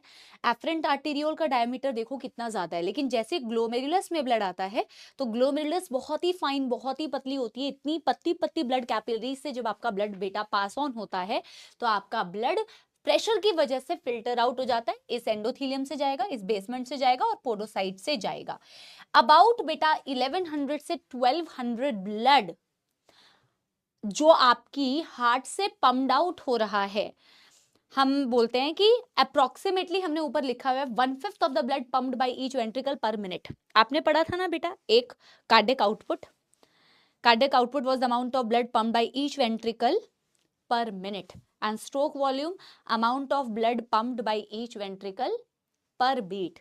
एक बीट में जितना पंप किया उसे स्ट्रोक वॉल्यूम बोला था 70 ml, और उसी को हार्ट रेट से मल्टीप्लाई कर दिया, पर मिनट जो पंप आउट हो रहा है, तो पर मिनट जो पंप आउट हो रहा है उसका 1/5 ब्लड, विच इज अप्रोक्सीमेटली इतना ब्लड 1100 से 1200 ml एक मिनट में किडनी के पास आ रहा है अल्ट्रा फिल्टरेशन के लिए। बट इतना सारा ब्लड पूरा का पूरा अल्ट्रा फिल्टरेशन नहीं हो जाता, इसमें से कुछ पार्ट ही फिल्टर आउट होता है। आया कितना, 1100 से 1200 ml। अब बेटा अलग अलग प्रेशर्स होते हैं जिसकी वजह से ये ब्लड फिल्टर आउट होता है। प्रेशर्स एनसीईआरटी में नहीं है, आप सिंपली याद रख सकते हो कि मैम आउट ऑफ दिस 1100 से 1200 ml जो पंप हो रहा था बेटा, देखो हार्ट से 1/5 ब्लड आ गया किडनी के पास, 1100 से 1200 ml। इसमें से जो क्षमता है बेटा, due to increase in pressure बेटा, increase in pressure some portion of the blood gets filtered. अब कौन सा बेटा ब्लड का पार्ट फिल्टर आउट हुआ वो भी अभी बताएंगे, और कितना फिल्टर आउट हुआ, कितना फिल्टर आउट हुआ उससे ग्लोमेरुलर फिल्टरेशन रेट कहते हैं, जीएफआर कहते हैं। Amount of filtrate formed per unit time, जितना फिल्टरेट पर यूनिट टाइम बना ना बेटा उसे बोलते हैं जीएफआर। आया कितना, 1100 से 1200, उसमें से छना कितना, 125 ml पर मिनट, और दिन के हिसाब से देखोगे तो 180 litre per day. Very very important, rate का मतलब ही होता है per unit time. Per unit time जितना छन गया, पर मिनट के हिसाब से देख लो तो इतना, पर डे के हिसाब से देख लो तो उतना। अल्ट्रा फिल्ट्रेशन एक पैसिव प्रोसेस है, कोई एनर्जी नहीं लगी और सिर्फ प्लाज्मा पार्ट फिल्टर आउट हो गया, लीविंग द प्रोटीन्स। जीएफआर भी आपने देख लिया, अल्ट्रा फिल्ट्रेशन तो हो गया, लेकिन मैम ब्लड के अंदर बहुत सारी इंपॉर्टेंट चीजें होती हैं, अमीनो एसिड्स होते हैं, न्यूट्रिएंट्स होते हैं, आयंस होते हैं, ग्लूकोज होता है, इसको तो हम एलिमिनेट नहीं कर सकते, हमें तो एलिमिनेट करना है नाइट्रोजनस वेस्ट। आप देखोगे आपका फिल्टरेट कितना बना बेटा, 180 लीटर एक दिन के हिसाब से मैं बता रही हूँ, या तो 125 ml पर मिनट बोलो या 180 लीटर पर डे। ये जो 180 लीटर फिल्टरेट बना ना बेटा, फिल्टरेट जो बना, ये पूरा यूरिन थोड़ी बन जाता है कि 180 लीटर बन गया एक दिन में। पूरा यूरिन, 180 लीटर यूरिन कभी निकालते हो नहीं, एक दिन में एक व्यक्ति जो है 1 से 1.5 लीटर ही यूरिन पास आउट करता है। और इसका मतलब है 1 लीटर अगर यूरिन पास कर रहे हो तो बाकी 179 कहाँ गया, बाकी सारा रीअब्सॉर्ब कर लेते हो। इतना पानी थोड़ी लूज कर लोगे, पानी को खींच लेते हो, रीअब्सॉर्ब कर लेते हो, इसी स्टेप को बोलते हैं रीअब्सॉर्प्शन। इसका पर्पस क्या है? Purpose is to mostly reabsorb useful thing from the filtrate into the blood. अब फिल्टरेट क्या होता है? यहाँ पे हमने लिखा है filtrate is what is formed in Bowman's capsule after ultra filtration. Ultra filtration के बाद जो चीज आपके बेटा बनी बोमेन्स कैप्सूल में, उसे आप बोलते हो बेटा क्या? फिल्टरेट। बेसिक्स मैंने थोड़े से समझाए हैं क्योंकि आगे ऑस्मोलैरिटी के कुछ कॉन्सेप्ट्स आने वाले हैं कि ऑस्मोलैरिटी क्या होती है, ठीक है ना। तो मैंने बोला ऑस्मोलैरिटी को बेटा, ऑस्मोलैरिटी की यूनिट होती है मिली ऑस्मोल पर लीटर, और ब्लड की जो ऑस्मोलैरिटी होती है वो होती है 300 मिली ऑस्मोल पर लीटर। आगे इस चीज की बेटा ये चीज यूज में आएगी। और सिंपल भाषा में देखोगे ना, ऑस्मोलैरिटी को वैसे तो तुम सॉल्यूट और सॉल्वेंट दोनों के टर्म्स में समझ सकते हो, बट ऑस्मोलैरिटी जो होती है किसी भी सोल्यूशन में ऑस्मोलैरिटी कैसे निकालते हो? सॉल्यूट अपॉन सॉल्वेंट का वैल्यू देख लो, डायरेक्टली प्रोपोर्शनल है सॉल्यूट के, जितना ज्यादा सॉल्यूट आपको दिख रहा है उतनी ज्यादा ऑस्मोलैरिटी, ठीक है ना। जितना ज्यादा सॉल्वेंट उतनी कम ऑस्मोलैरिटी। और इसको दूसरे वे में समझो, वो तो डायरेक्ट एक फॉर्मूला है, दोनों को कंपेयर कर लोगे सॉल्यूट सॉल्वेंट को तो आ जाएगा, लेकिन ये तरीका है सबसे अच्छी तरीके से बेसिक्स को समझने का। ये एक सोल्यूशन है बेटा और वो एक सोल्यूशन है, दोनों को मैंने एक्सप्लेन किया हुआ है। देखो इस वाले टब में भी 1 लीटर पानी है, इस वाले टब में भी 1 लीटर पानी है। तो अगर मुझे सॉल्यूट के टर्म्स में समझना है तो मैं सॉल्यूट के टर्म में पहले समझा रही हूँ, क्योंकि दोनों में सॉल्वेंट बराबर है। जिसमें सॉल्वेंट बराबर है तो उसकी ऑस्मोलैरिटी कैसे निकालोगे? उसमें सॉल्यूट कितना है उसको बेटा देख के, क्योंकि सॉल्वेंट तो दोनों में बराबर है, पर इसमें मैंने 100 ग्राम सॉल्यूट डाल दिया है, इसमें मैंने 50 ग्राम सॉल्यूट डाल दिया है। जिसमें ज्यादा सॉल्यूट है, क्योंकि सॉल्वेंट तो बराबर है, जिसका ज्यादा सॉल्यूट है उसकी ऑस्मोलैरिटी ज्यादा, तो इसकी ऑस्मोलैरिटी के कंपेरिजन में ज्यादा होगी। लेकिन मैम अगर पानी के टर्म्स, मतलब अगर सॉल्वेंट के टर्म्स में पूछा जाए तो क्या होगा? सॉल्वेंट के टर्म में पूछा जाएगा तो मान लो ये दोनों सॉल्यूशन से, इसमें मैंने 50 ग्राम सॉल्यूट डाला है, इसमें मैंने 50 ग्राम सॉल्यूट डाला है, दोनों का सॉल्यूट बराबर है, लेकिन इसमें सिर्फ 50 ml पानी है, इसमें बेटा 100 ml पानी है। जिसमें 50 ml पानी है उसकी ऑस्मोलैरिटी ज्यादा है, और जिसमें बेटा 100 ml पानी है उसकी ऑस्मोलैरिटी कम है, क्योंकि osmolarity inversely proportional to the amount of solvent, inversely proportional to the solvent. अगर सॉल्यूट बराबर है पर किसी में सॉल्वेंट पानी ज्यादा है तो उसकी ऑस्मोलैरिटी कम हो जाएगी बेटा, और अगर पानी कम है तो ऑस्मोलैरिटी क्या हो जाएगी? ज्यादा हो जाएगी। कंसंट्रेशन जैसा एक है, समझ लो। कौन ये? जिसकी ऑस्मोलैरिटी, इसकी ऑस्मोलैरिटी आप कम बोल रहे हैं, इसकी ऑस्मोलैरिटी आप ज्यादा बोल रहे हैं, तो ये थोड़ा सा ज्यादा कॉन्सेंट्रेटेड आपको दिख रहा है, ठीक है ना। लेकिन आप, मैंने जो आपको बेसिक तरीके से समझा रही हूँ वैसे समझो। और अगर आपको सॉल्यूट के टर्म्स में पूछी जाए, दोनों में पानी तो बराबर है, एक में ज्यादा भर भर के आपने पत्थर डाल दिया, मतलब सॉल्यूट डाल दिया, तो उसकी ऑस्मोलैरिटी ज्यादा हो गई। एक में आपने कम डाले हैं सॉल्यूट तो उसकी बेटा ऑस्मोलैरिटी कम हो गई, ठीक है ना। तो सॉल्यूट के टर्म्स में भी याद रखो, ये बिल्कुल बेसिक्स है, आप कभी भी कोई भी चीज गलत नहीं करोगे अगर आपने ये वाला डायग्राम याद रखा जो मैंने आपको समझाया, ठीक है ना। एक बार आप पानी बराबर रख के देखो, सॉल्यूट को चेंज कर दो, और एक में आप बेटा क्या करो, सॉल्यूट को बराबर रखो और पानी चेंज कर दो। Directly proportional to solute concentration, inversely proportional to the solvent concentration, osmolarity, ठीक है ना। और ऑस्मोलैरिटी पानी और मतलब सॉल्वेंट और सॉल्यूट दोनों पे डिपेंड करती है, ठीक है ना। अब आगे हमने इस चीज को इसीलिए बोला है क्योंकि आगे अभी इस चीज का रोल आएगा रीअब्जॉर्प्शन में, जिसका पर्पस होता है सारी यूजफुल चीजों को रीअब्जॉर्ब कर लेना। सबसे पहले देखते हैं पीसीटी में से कौन सी चीजें रीअब्जॉर्ब होती है। तो पीसीटी के अराउंड मैंने ये बनाया हुआ है पेरिटिब्यूलर कैपिलरी।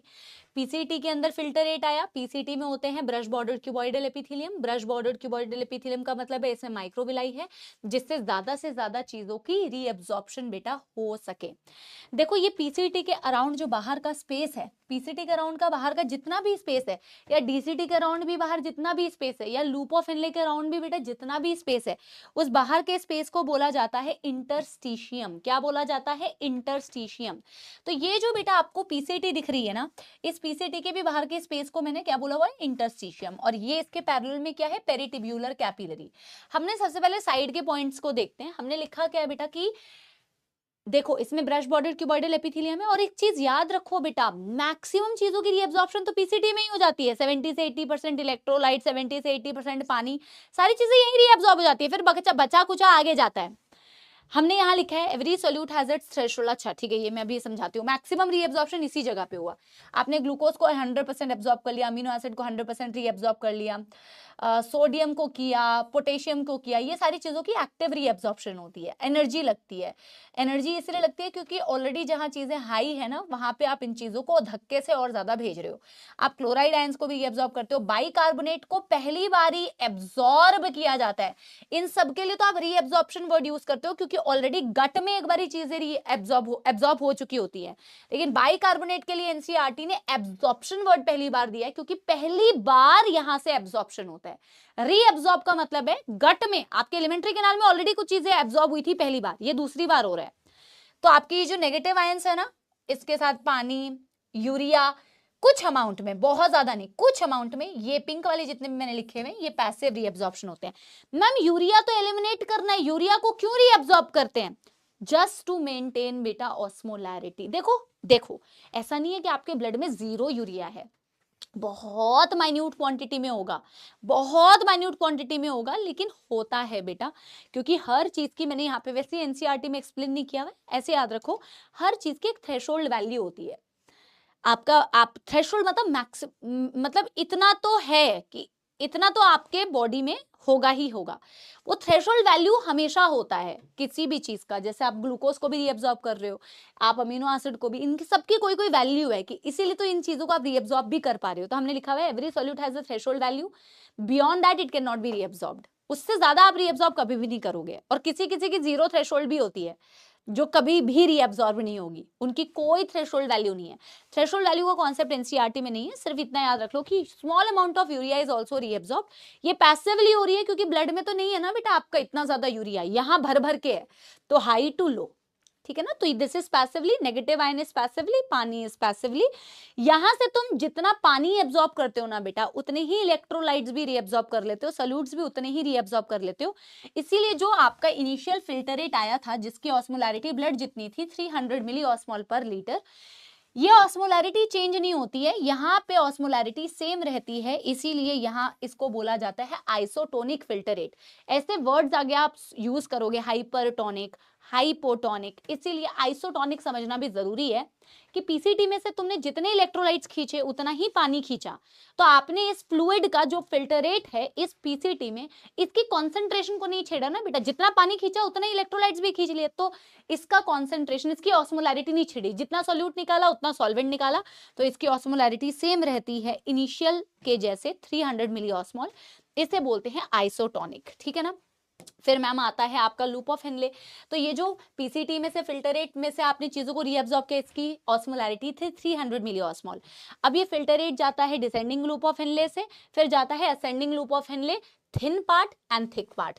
असेंडिंग के parallel descending vasa recta, descending loop of Henle के पैरेलल असेंडिंग वासा रेक्टा। अब सुनो एनसीईआरटी क्या कहती है, पहले तो देख लो कि किसमें कौन सी एपिथेलियम है। तो डिसेंडिंग लूप ऑफ हेनले में simple squamous epithelium, ascending loop of Henle के थिन पार्ट में होती है simple squamous epithelium, thick part में होती है सिंपल क्यूबॉइडल एपिथेलियम, ठीक है ना।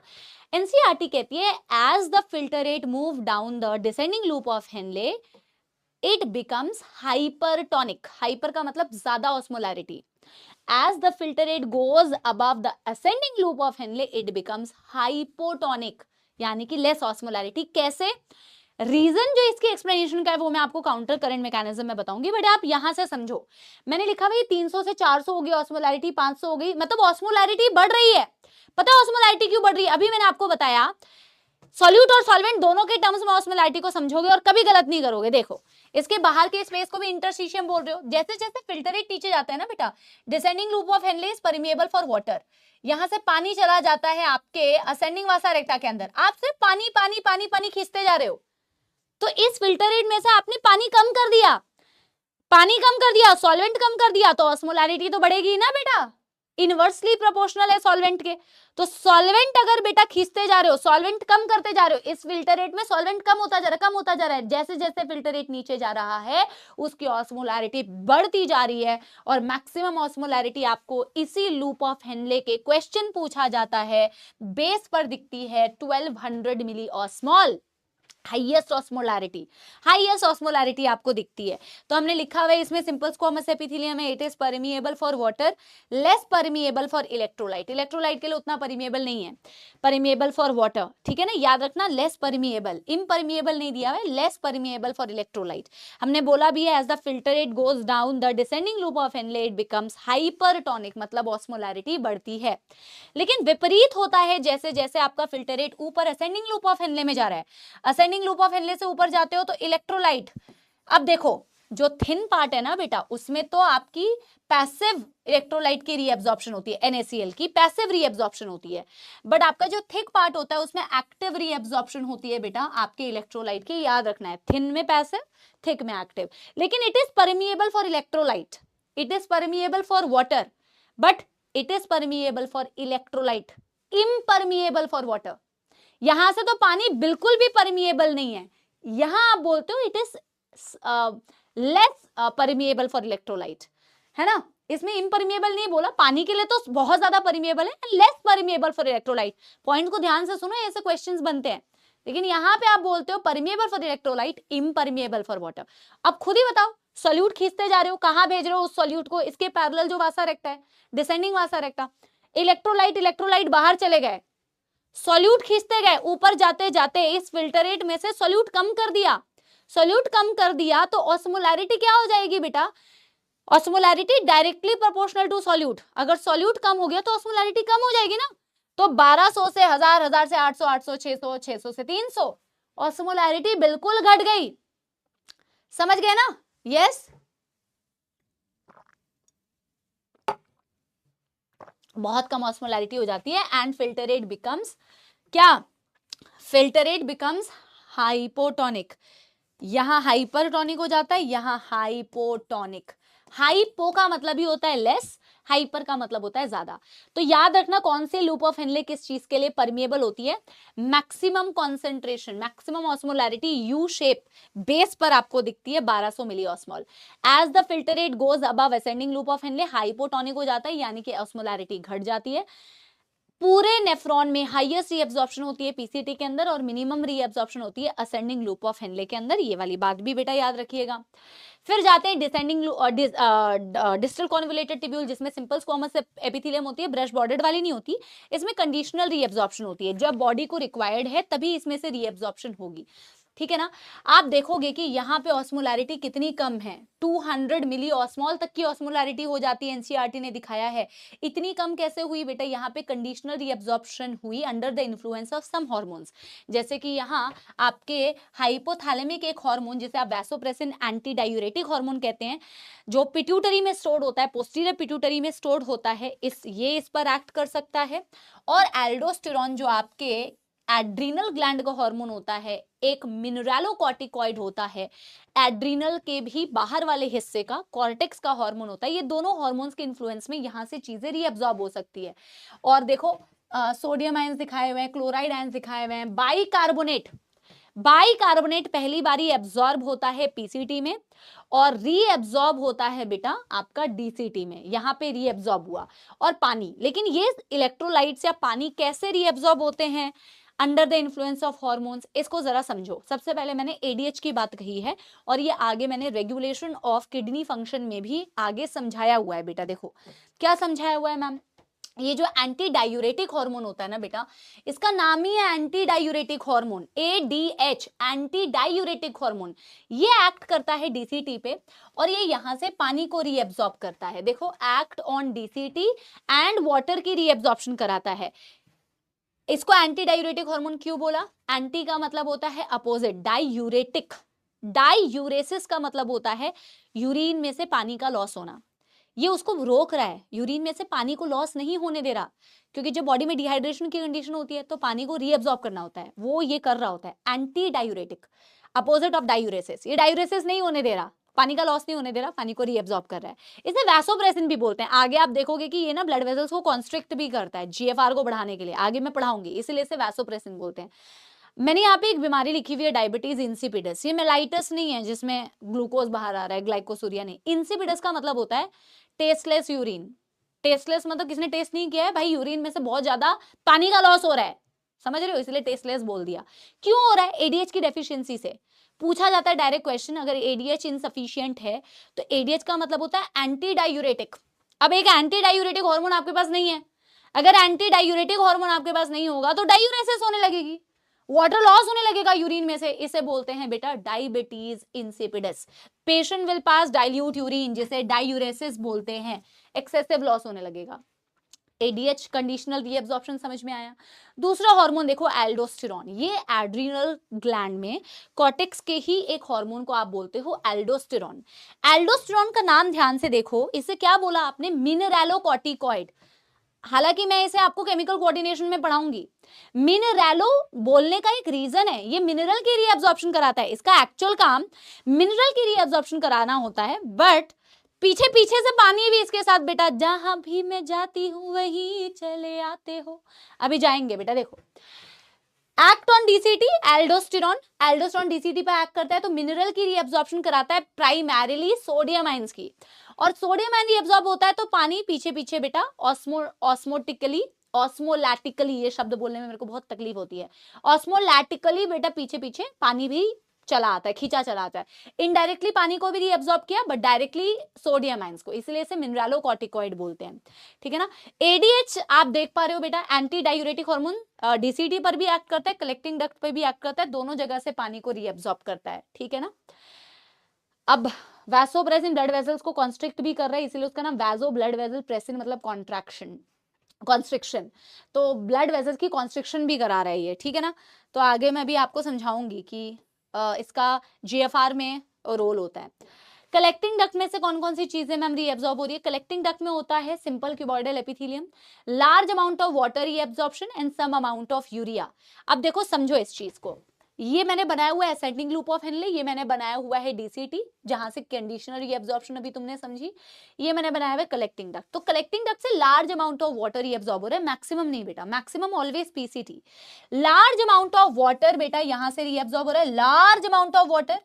अल्टीमेटली जो तुम यहां से फिल्टरेट को देखते हो ना बेटा, जो यूरिन के फॉर्म में बाहर आता है, अब कलेक्टिंग डक्ट में जो फिल्टरेट आ जाता है ना, अब उसे यूरिन बोलते हो, यूरिन कलेक्टिंग डक्ट में उसे बोल सकते हो, उससे पहले तक आप उसे फिल्टरेट बोलते हो, ठीक है ना। तो ये यूरिन जो बाहर आएगा ना, इसकी ये देख रहे हो, आपने पीसीटी में शुरुआत की थी 300 से 300 मिलीऑस्मोल से, और आगे जो यूरिन पास करते हो 1200 की होती है, 3 4 12। इतनी मैथमेटिक्स तो बायो वाले स्टूडेंट्स को आती है ना। यूरिन 4 गुना कॉन्सेंट्रेटेड हो जाता है क्योंकि हम इतना पानी लूज नहीं कर सकते, और हम कहते हैं कि हमारा जो यूरिन का अमाउंट है वो 1 से 1.5 लीटर है, इसका मतलब 99% जो फिल्टर रेट बना 180 लीटर पर डे में से सिर्फ 1 से 1.5 लीटर यूरिन निकाला, मतलब कि मैम हमने 99% चीजों को रीएब्सॉर्ब कर लिया, ठीक है ना। अब बेटा इस डायग्राम को देखो थोड़ा सा, मैंने बोला कलेक्टिंग डक्ट में से लार्ज अमाउंट ऑफ वाटर तो रीएब्सॉर्ब होता ही होता है, इसमें से कुछ amount some amount of urea is also reabsorb, some amount of urea is reabsorb osmolarity को मेंटेन करने के लिए, आगे काउंटर करंट में मैं समझाऊंगी जो बहुत इजी टॉपिक है। बेटा कुछ यूरिया जो तुम यहां से खींचते हो उसमें से कुछ तो स्पेस में ही रख देते हो, इसे इंटरस्टिशियम बोलते हैं ना, इस इंटरस्टिशियम में कुछ यूरिया रह जाता है ताकि इस इंटरस्टिशियम की हाई ऑस्मोलैरिटी को मेंटेन करो। आपको पता है ये जो बाहर का इंटरस्टिशियम है इसकी भी ऑस्मोलैरिटी होती है, सिर्फ फिल्टरेट की ऑस्मोलैरिटी थोड़ी है, इस इंटरस्टिशियम की भी ऑस्मोलैरिटी होती है, इस इंटरस्टिशियम में भी अपनी एक बेटा ऑस्मोलैरिटी होती है, समझ रहे हो। तो इसकी ऑस्मोलैरिटी जो सबसे नीचे वाले हिस्से की, जो मैं आगे अभी काउंटर करंट मैकेनिज्म आपको समझाऊंगी, ऑस्मोलैरिटी इसकी होती है 1200, बहुत हाई ऑस्मोलैरिटी होती है, और उसके लिए एक तो यही रीजन होता है यूरिया जो आप कलेक्टिंग डक्ट से खींच रहे हो, कुछ अमाउंट यूरिया का यहां रह जाता है और कुछ बेटा वापस से असेंडिंग लूप ऑफ हेनले में जाता है और फिर ऐसे घूमता रहता है, ठीक है ना। फिर से कलेक्टिंग डक्ट में आया, कुछ इंटरस्टिशियम में रह गया, फिर से कुछ बेटा असेंडिंग लूप ऑफ हेनले के अंदर चला गया और ऐसे घूमता रहता है, ठीक है ना। यहाँ पे लिखा भी हुआ है some is retained in the space interstitium, some gets back to ascending loop of Henle. तो ये हो गया आपका रीअब्सॉर्प्शन, और लास्ट में होता है tubular secretion. Secretion is always active process, और सिक्रीशन का जो काम होता है बेटा, सिक्रीशन का काम होता है to maintain acid base balance, pH maintain करने का काम होता है, ठीक है ना। अगर आप देखोगे ना, जैसे मैंने पीसीटी का डायग्राम बनाया है, ये पीसीटी है, जब पीसीटी में से बाहर की तरफ ऐसे एरो लगा हुआ है, मतलब यहाँ फिल्टरेट में से तुम चीजों को खींच रहे हो, मतलब रीअब्सॉर्ब कर रहे हो, रीएब्जॉर्ब के एरो ऐसे बने होते हैं। सिक्रीट करने का मतलब होता है इसके अराउंड जो पेरिटिब्यूलर कैपिलरीज है ना, उसमें से चीजें इसके अंदर आ रही है, आप इसके अंदर डाल रहे हो, तुम सिक्रीट कर रहे हो। समझ में आ गई बेटा बात? मैंने आई थिंक न्यू एनसीईआरटी का अपडेटेड डेटा लिखा हुआ है 2024 वाला जो एनसीईआरटी है ना, फिर भी आप एक बार बेटा क्रॉस चेक कर लेना, इसमें बहुत ज्यादा चेंजेस हर साल हुए हैं, बट आई थिंक मैंने न्यू एनसीईआरटी का ही डेटा लिखा हुआ है। बट फिर भी न्यू एनसीईआरटी के थ्योरी वाला पार्ट और डायग्राम दोनों पढ़ना, दोनों, ठीक है ना। तो पीसीटी में क्या क्या चीजें सिक्रीट की तुमने? पीसीटी में अमोनिया और हाइड्रोजन आयन सिक्रीट किए। डीसीटी में तुमने अमोनिया, हाइड्रोजन और पोटेशियम, तीनों चीजें तुमने डीसीटी में सिक्रीट की, और कलेक्टिंग डक्ट में तुमने हाइड्रोजन और पोटेशियम सिक्रीट किया। देखो इसको याद रखने का सिंपल सा तरीका है, हाइड्रोजन आयन तो तीनों में सिक्रीट होते हैं, PCT, DCT, collecting duct. DCT बीच में है तो डीसीटी में तीनों चीजें सिक्रीट होगी, hydrogen, ammonia and potassium. PCT और कलेक्टिंग डक्ट में दो दो चीजें सिक्रीट हो रही है, हाइड्रोजन दोनों में कॉमन है, यहाँ अमोनिया आ जाएगा और यहाँ पोटेशियम आ जाएगा। सिक्रीशन के एरो को जरा ध्यान से हमेशा देखना। सिक्रीशन का काम होता है एसिड बेस मेंटेन करना, पीएच मेंटेन करना। अब आप अगर इस डायग्राम को देखोगे ना बेटा, ये पूरा अभी जो पूरा यूरिन फॉर्मेशन आपने पढ़ा उसी का कंक्लूजन है भाई, उसी का पूरा कंक्लूजन है। रीएब्जॉर्प्शन, रीएब्जॉर्प्शन एंड सिक्रीशन इसमें दिखाया हुआ है खास करके हमने, ठीक है ना। अब देखो हमने लिखा है यहां से पीसीडी में से पोटेशियम, ग्लूकोज, अमीनो एसिड, ए का मतलब amino acid, sodium ion, nutrients, सारी चीजें पीसीडी में से आपने रीएब्जॉर्ब की। ये आपने किया एक्टिव। पैसिव क्या किया? क्लोराइड, बाइकार्बोनेट, यूरिया एंड पानी, ये क्या किया आपने? पैसिव तरीके से। इसमें सिक्रीट क्या किया? हाइड्रोजन और अमोनिया। जैसे जैसे डिसेंडिंग, देखो ये बहुत बेहतरीन डायग्राम है, आपको अगर फाइनल एक बार आपको रिवीजन करना है एग्जाम से पहले तो ऐसा एक छोटा सा प्यारा सा डायग्राम देख लिया करो। As the filter rate goes down from the descending loop of Henle, पानी gets reabsorbed, पानी पानी पानी पानी, तो फिल्टर रेट क्या बनता जाता है बेटा? फिल्टर रेट बनता जाता है कॉन्सेंट, ऑस्मोलैरिटी बढ़ गई 1200। As the filter rate goes up ascending loop of Henle, thin part में से पैसिव, थिक पार्ट में से एक्टिव, बट ये सिर्फ इलेक्ट्रोलाइट के लिए परमिएबल है, वाटर के लिए नहीं। तो फिल्टर रेट बिकम्स हाइपोटोनिक, यहाँ पे आपको 200 दिख रहा है, ठीक है ना। डीसीटी में से आप क्या कर रहे हो बेटा? NaCl, पानी, बाइकार्बोनेट, ठीक है ना, bicarbonate reabsorb, bicarbonate absorb. DCT conditional reabsorption, DCT में से तीनों चीजें सिक्रीट हो रही है, अमोनिया, पोटेशियम, हाइड्रोजन, और हाइड्रोजन और पोटेशियम कलेक्टिंग डक्ट में भी सिक्रीट हो रहे हैं। Collecting duct large amount of water, some amount of urea, कुछ यूरिया इंटरस्टिशियम में रह जाएगा, कुछ urea ascending loop of Henle में जाएगा, और बेटा ये चक्कर मारता रहेगा। समझ में आ गई बेटा बात? ठीक है जी, ठीक है। आगे बात करते हैं कि यूरिन कॉन्सेंट्रेटेड कैसे होता है। बेटा यूरिन की कॉन्सेंट्रेशन की जरूरत क्या है? क्योंकि भाई हम मनुष्य हैं, हम मैमल्स हैं, हम पानी का लॉस अफोर्ड नहीं कर सकते, अपन मर जाएंगे बेटा, इसीलिए अपन को पानी को कंजर्व करने का है। तो इसके लिए चलती है counter current mechanism. Counter current mechanism का अगर आपसे पर्पस पूछा जाए, it's purpose is to concentrate the urine. अब पहले कहानी थ्योरी वाली, फिर कहानी बेटा डायग्राम वाली। तो हमने बोला counter current mechanism is possible due to the close proximity between loop of Henle and vasa recta. Loop of Henle और वासा रेक्टा के इतने करीब होने की वजह से ही ये काउंटर करंट बन पाता है। आप ऑलरेडी इस चीज को समझ चुके होगे। करंट का मतलब होता है फ्लो, काउंटर मतलब अपोजिट, काउंटर क्वेश्चन, काउंटर का मतलब अपोजिट, अपोजिट फ्लो की वजह से ही ये पॉसिबल है। अपोजिट फ्लो कहां दिख रहा है? अभी देखो ये जो मैंने लिखा हुआ है ना, अपोजिट फ्लो दोनों लूप ऑफ हेनले के बीच में होता है, दोनों वासा रेक्टा के बीच में होता है, और वासा रेक्टा और लूप ऑफ हेनले के बीच बीच में भी है। अभी देखो कैसे, देखो वैसे तो तुम्हें समझ में आ गया होगा, लेकिन फिर भी देखो इस डायग्राम को। ये मैंने बनाया हुआ है डिसेंडिंग लूप ऑफ हेनले, ये मैंने बनाया हुआ है असेंडिंग लूप ऑफ हेनले। इन दोनों लूप ऑफ हेनले के खुद के अंदर बेटा काउंटर फ्लो है। यहाँ फिल्टर रेट नीचे जा रहा है, यहाँ फिल्टर रेट ऊपर जा रहा है, हुआ काउंटर, हुआ काउंटर, काउंटर मतलब अपोजिट फ्लो हुआ। ये वासा रेक्टा है, असेंडिंग लूप ऑफ हेनले के पैरेलल डिसेंडिंग वासा रेक्टा थी, डिसेंडिंग वासा रेक्टा के अंदर नीचे ब्लड है, असेंडिंग वासा रेक्टा के अंदर, असेंडिंग वासा रेक्टा के अंदर ऊपर की तरफ ब्लड है। इन दोनों में आपस में काउंटर है, दोनों वासा रेक्टा में आपस में काउंटर है, दोनों लूप ऑफ हेनले में आपस में काउंटर है, और एक काउंटर है लूप ऑफ हेनले और वासा रेक्टा के बीच में। यहाँ ऊपर ब्लड है, यहाँ फिल्टर रेट नीचे है, यहाँ फिल्टर रेट ऊपर है, यहाँ ब्लड नीचे है। काउंटर करंट मैकेनिज्म पता नहीं बच्चों को क्यों दिक्कत आती है, ये सबसे इजी कॉन्सेप्ट है। अभी आप देखो कितना आसान है। अगर आप थोड़ा सा डायग्राम को ही फोकस करो, कौन किसके अपोजिट है, कौन किसके पैरेलल है, तो आपको काउंटर ऑलरेडी समझ में आ गया। अब देखो यार, ये पूरा जो आपका नेफ्रॉन है ये इस स्पेस के अंदर प्रेजेंट है जिसे इंटरस्टिशियम कहते हैं। इसकी अपनी एक कॉन्सेंट्रेशन है। जैसे कॉर्टेक्स के अंदर आप देखोगे 300 मिली ऑस्मोल इसकी ऑस्मोलैरिटी होती है, और जैसे जैसे आप कॉर्टेक्स से मेड्यूला की तरफ आते जाते हो सबसे ज्यादा इनर मेड्यूला की कॉन्सेंट्रेशन या ऑस्मोलैरिटी होती है। इनर मेड्यूला में होती है 1200 मिली ऑस्मोल इसकी ऑस्मोलैरिटी। जैसे जैसे नीचे गए इसकी ऑस्मोलैरिटी ज्यादा हो गई, ठीक है ना। बाहर की तरफ कम ऑस्मोलैरिटी, अंदर की तरफ ज्यादा ऑस्मोलैरिटी।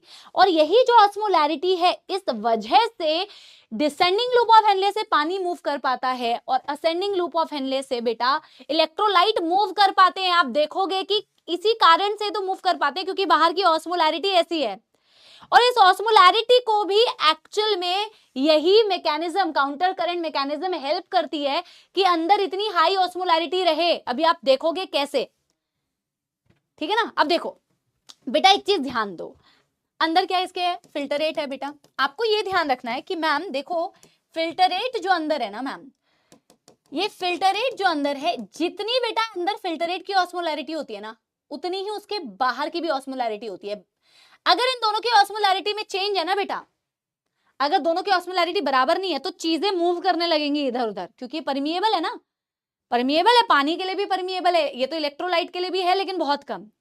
तो बाहर की ऑस्मोलैरिटी अंदर से मैच कर जानी चाहिए। ऊपर नीचे कुछ भी हुआ तो चीजें मूव करेंगी। देखो कैसे, जब ये 300 ऑस्मोलैरिटी बाहर 300 है, लेकिन जैसे ही फिल्टरेट नीचे आता है बाहर की ऑस्मोलैरिटी ज्यादा है, बाहर की ऑस्मोलैरिटी ज्यादा है। और क्योंकि इसकी ऑस्मोलैरिटी ज्यादा होती है अंदर से पानी ऑटोमेटिकली बाहर आ जाता है ताकि बाहर की ऑस्मोलैरिटी से मैच कर पाए। अगर यहाँ 300 है तो अंदर जाते आते ये 600 हो गया ताकि बाहर से मैच कर पाए। इसी बाहर की ऑस्मोलैरिटी की वजह से इसमें से पानी खिंचा चला आता है अपने आप बेटा वासा रेक्टा के अंदर। फिर ये 600 वाला फिल्टरेट नीचे गया तो इसको दिखा बाहर तो और ज्यादा ऑस्मोलैरिटी 800, पानी ऑटोमेटिकली बाहर आ जाता है ताकि अंदर की भी ऑस्मोलैरिटी 800 हो जाए और ये चला जाता है वासा रेक्टा के अंदर। ऐसा ही होता है जैसे जैसे फिल्टरेट नीचे आता है अंदर की ऑस्मोलैरिटी बाहर से बिल्कुल मैच करनी चाहिए। बाहर 1200 है तो यहाँ पे 1200 होती है क्योंकि यहाँ से पानी निकला जो चला गया किसके अंदर, असेंडिंग वासा रेक्टा के अंदर। ये क्वेश्चन पूछते हैं, आपने लूप ऑफ हेनले में डिसेंडिंग लूप ऑफ हेनले से पानी को रीअब्सॉर्ब किया, पर वो पानी कहां भेजा आपने, वो पानी आपने भेजा उसी के जो पैरेलल वासा रेक्टा है उसके अंदर वो पानी भेजा, यानी असेंडिंग वासा रेक्टा के अंदर जो उसके पैरेलल होगी उसी के अंदर तो भेजोगे ना बेटा। अब यहां देखो तुम, फिल्टरेट ऊपर जा रहा है, अब बाहर की ऑस्मोलैरिटी से मैच होना चाहिए। यहाँ 1200 है तो यहाँ पे भी 1200 है। अब बाहर ऊपर जाओगे तो यहाँ 1000 है पर यहाँ अभी भी 1200 है, तो यहां से क्या निकले बेटा, जो यहाँ की भी ऑस्मोलैरिटी 1000 हो जाए। ऑस्मोलैरिटी 1200 से 1000 करनी है तो बेटा ये तो पानी के लिए परमिएबल है ही नहीं ना, ये किसके लिए परमिएबल है, ये NaCl के लिए परमिएबल है। यहां से NaCl निकल जाता है ताकि इसकी ऑस्मोलैरिटी घट जाए। सॉल्यूट कम कर दोगे तो ऑस्मोलैरिटी बेटा क्या हो जाएगी, घट जाएगी ना, डायरेक्टली प्रोपोर्शनल। इसी कारण से बेटा यहाँ 1000 हो जाता है जब NaCl निकला। फिर बाहर 800 है, फिर से और थोड़ा NaCl निकलेगा तो 800 हो जाएगा। यहाँ 600 है तो और थोड़ा NaCl निकलेगा। कितना इजी कॉन्सेप्ट है बेटा, कितना इजी कॉन्सेप्ट है।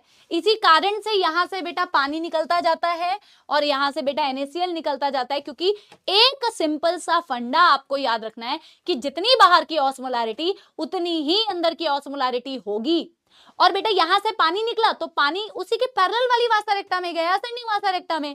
यहां से NaCl गया तो NaCl उसी की पैरेलल वाली वासा रेक्टा में गया, यानी कि डिसेंडिंग वासा रेक्टा में। सिंपल सा कॉन्सेप्ट है ना, जो जिसके अराउंड प्रेजेंट है उसके अंदर वाली चीज चली जाएगी। लेकिन मामला यहां सिर्फ खत्म नहीं होता, ये तो एक 70% चीज हुई काउंटर करंट मैकेनिज्म की।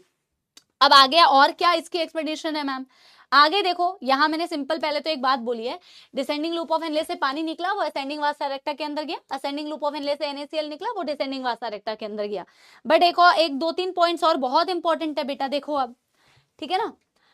हम ये भी कहते हैं कि आपके कलेक्टिंग डक्ट में से कुछ यूरिया भी रीअब्सॉर्ब होता है और इसमें से कुछ यूरिया बेटा इस इंटरस्टिशियम में रह जाता है, जिसके वजह से इस इनर मेड्यूलरी इंटरस्टिशियम की ऑस्मोलैरिटी आपको बेटा दिखती है 1200 मिली ऑस्मोल, हाई ऑस्मोलैरिटी। NCERT कहती है counter current mechanism helps in concentrating the urine and maintaining the high osmolarity of interstitium. ये मेड्यूलरी इंटरस्टिशियम की ऑस्मोलैरिटी को भी मेंटेन करता है with the help of 2 electrolyte. एक होता है आपका यूरिया और दूसरा होता है बेटा आपका NaCl। और आपसे डायरेक्ट क्वेश्चन में पूछा जाएगा यूरिया कहां से आया और NaCl कहां से आया, जिसके हेल्प से आपने इस इंटरस्टिशियम की इतनी हाई ऑस्मोलैरिटी को मेंटेन किया। तो यूरिया तो आया मैम कलेक्टिंग डक्ट से, NaCl कहां से आया जिसकी वजह से ऑस्मोलैरिटी मेंटेन हो रही है। अब समझो, याद रखना कितना आसान है। पहले याद रखने का तरीका बताती हूँ। देखो, जिस वासा रेक्टा के अंदर पानी जाता है ना, वो इंटरस्टिशियम में इलेक्ट्रोलाइट को, अब मैं ना नॉर्मल पेन से लिखती हूँ, जो वासा रेक्टा बेटा के अंदर पानी जाता है वो इंटरस्टिशियम के अंदर NaCl को रिलीज करेगी, इलेक्ट्रोलाइट को। और जिसके अंदर NaCl जाता है वो इंटरस्टिशियम में पानी को रिलीज करते हैं। ये देखो, वो पानी रिलीज करते हैं, और जिसके अंदर पानी जा रहा है वो NaCl को बाहर रिलीज करते हैं। ये पहले तो याद रखने के लिए आप कर लो कि याद कैसे रहेगा। जिसके अंदर पानी गया ना, उसने बाहर क्या निकाला, NaCl। रीजन अभी समझा रही हूं। और जिसके अंदर बेटा NaCl गया ना, उसने बाहर क्या निकाला, पानी। रीजन बहुत सिंपल है भाई, रीजन बहुत सिंपल है भाई। अभी रीजन समझो, कितना इजी रीजन है भाई। तुमने क्या किया था, तुमने इस ब्लड को देखो, ब्लड की ऑस्मोलैरिटी कितनी होती है, 300। तुम किसी भी हालत में अपने ब्लड की ऑस्मोलैरिटी नहीं चेंज करोगे। अगर ब्लड के अंदर NaCl आता रहेगा या पानी आता रहेगा तो उसकी ऑस्मोलैरिटी तो चेंज हो जाएगी। ऐसा कभी नहीं होता। अब देखो, descending loop of descending vasa रेक्टा है ना, ये डिसेंडिंग वासा रेक्टा से ब्लड नीचे की डायरेक्शन में जा रहा है। ब्लड नीचे जा रहा है कि नहीं, डिसेंडिंग वासा रेक्टा से ब्लड नीचे की दिशा में जा रहा है बेटा, ब्लड नीचे की डायरेक्शन में जा रहा है। अब जो ब्लड मैम यहाँ स्टार्टिंग पॉइंट पे था उसकी ऑस्मोलैरिटी थी 300, ठीक है ना। यहां से NaCl को घुसाते जा रहे हो तुम इस वासा रेक्टा के अंदर, क्योंकि वासा रेक्टा में भी तुम देखोगे कि बाहर की ऑस्मोलैरिटी मैच होती रहती है ना। जैसे बाहर का स्पेस है वैसे ही उसके अंदर के बेटा ब्लड की भी ऑस्मोलैरिटी होगी, just like the filtrate. Filtrate में भी जैसे फिल्टरेट की ऑस्मोलैरिटी है वो मैच करती है बाहर की इंटरस्टिशियम की ऑस्मोलैरिटी से। यहाँ पे भी वही सीन है, यहाँ 300 है, जैसे नीचे आया तो ब्लड नीचे आ रहा है तो नीचे नीचे तो बेटा ऑस्मोलैरिटी ज्यादा है। तो इसकी ऑस्मोलैरिटी कैसे बढ़ती है, एक तो आप इसके अंदर NaCl डालते जा रहे हो, दूसरा बेटा ऑस्मोलैरिटी बढ़ाने का ये तरीका है उसमें से सॉल्वेंट कम कर दो, क्योंकि सॉल्वेंट के इनवर्सली प्रोपोर्शनल है ना ऑस्मोलैरिटी। और यही इसलिए मैंने आपको बेसिक्स बताए। तो अगर आपने सॉल्वेंट निकाल दिया थोड़ा सा तो भी तो ऑस्मोलैरिटी बढ़ेगी ना, इसीलिए सम अमाउंट ऑफ पानी यहां से निकलता है। और जैसे जैसे ये ब्लड ऊपर जा रहा है तो अब ऊपर जाते आते बाहर का बेटा ऑस्मोलैरिटी कम होती जाएगी ना, 1000, 800, 600, 300। तो इसकी ऑस्मोलैरिटी कैसे कम हो रही है ब्लड की, एक तो इसमें पानी आता जा रहा है, पानी बढ़ेगा तो ऑस्मोलैरिटी कम हो जाएगी, इनवर्सली प्रोपोर्शनल। और कैसे बेटा ऑस्मोलैरिटी बढ़ा सकते हो, सोल्यूट हटा, सॉरी, और कैसे ऑस्मोलैरिटी घटा सकते हो, सोल्यूट निकाल के। इसीलिए इसमें से थोड़ा सा सोल्यूट निकल जाता है NaCl, और यही NaCl आपके स्पेस में रह जाता है जिसके कारण से ऑस्मोलैरिटी बढ़ी। NaCl कहां से आया, असेंडिंग वासा रेक्टा। यूरिया कहां से आया, collecting duct. See how easy it is. So NaCl from your ascending vasa recta and beta urea from your collecting duct is responsible for maintaining the high osmolarity of the interstitium. देखो लिखा भी है, two main electrolyte, question direct इस page से आ जाएगा, that maintain high osmolarity of interstitium are NaCl and urea बेटा। NaCl from ascending vasa recta and urea from the collecting duct, ठीक है। ये मैंने लिखा भी है कौन सी चीज कहाँ एंटर की। पानी गया वासा असेंडिंग वासा रेक्टा के अंदर, उसने क्या रिलीज किया, अपोजिट चीज। NaCl गया डिसेंडिंग वासा रेक्टा के अंदर, उसने क्या रिलीज किया, उल्टी चीज, यानी कि H2O। अब पढ़ते हैं बेटा मिक्चुरेशन। मिक्चुरेशन का क्या मतलब होता है, मिक्चुरेशन का मतलब होता है प्रोसेस ऑफ यूरिनेशन, है ना। यूरिन कैसे पास आउट कर रहे हो, तो यूरिन पास आउट करने का एक पूरा रिफ्लेक्स होता है जिससे मिक्चुरेशन रिफ्लेक्स कहते हैं। तो आपके ब्लैडर के अंदर पहले तो पानी नहीं, यूरिन भर गया बेटा। अब ब्लैडर के अंदर होते हैं स्ट्रेच रिसेप्टर्स। इसे रिफ्लेक्स क्यों बोलते हैं अभी आप समझोगे, पहले ब्रेन के पास सिग्नल जाता है फिर वापस सिग्नल आता है, देखो कैसे। तो आपके पास यूरिन भर गया बेटा, यूरेथ्रा में स्फिंक्टर्स है ना आपके पास, अंदर वाले इनवॉलेंट्री, बाहर वाले वॉलेंट्री। जैसे यूरिन भरता है ब्लैडर के अंदर, स्ट्रेचिंग होती है ब्लैडर के अंदर, स्ट्रेच हो रहा है, स्ट्रेच रिसेप्टर्स एक्टिवेट होते हैं।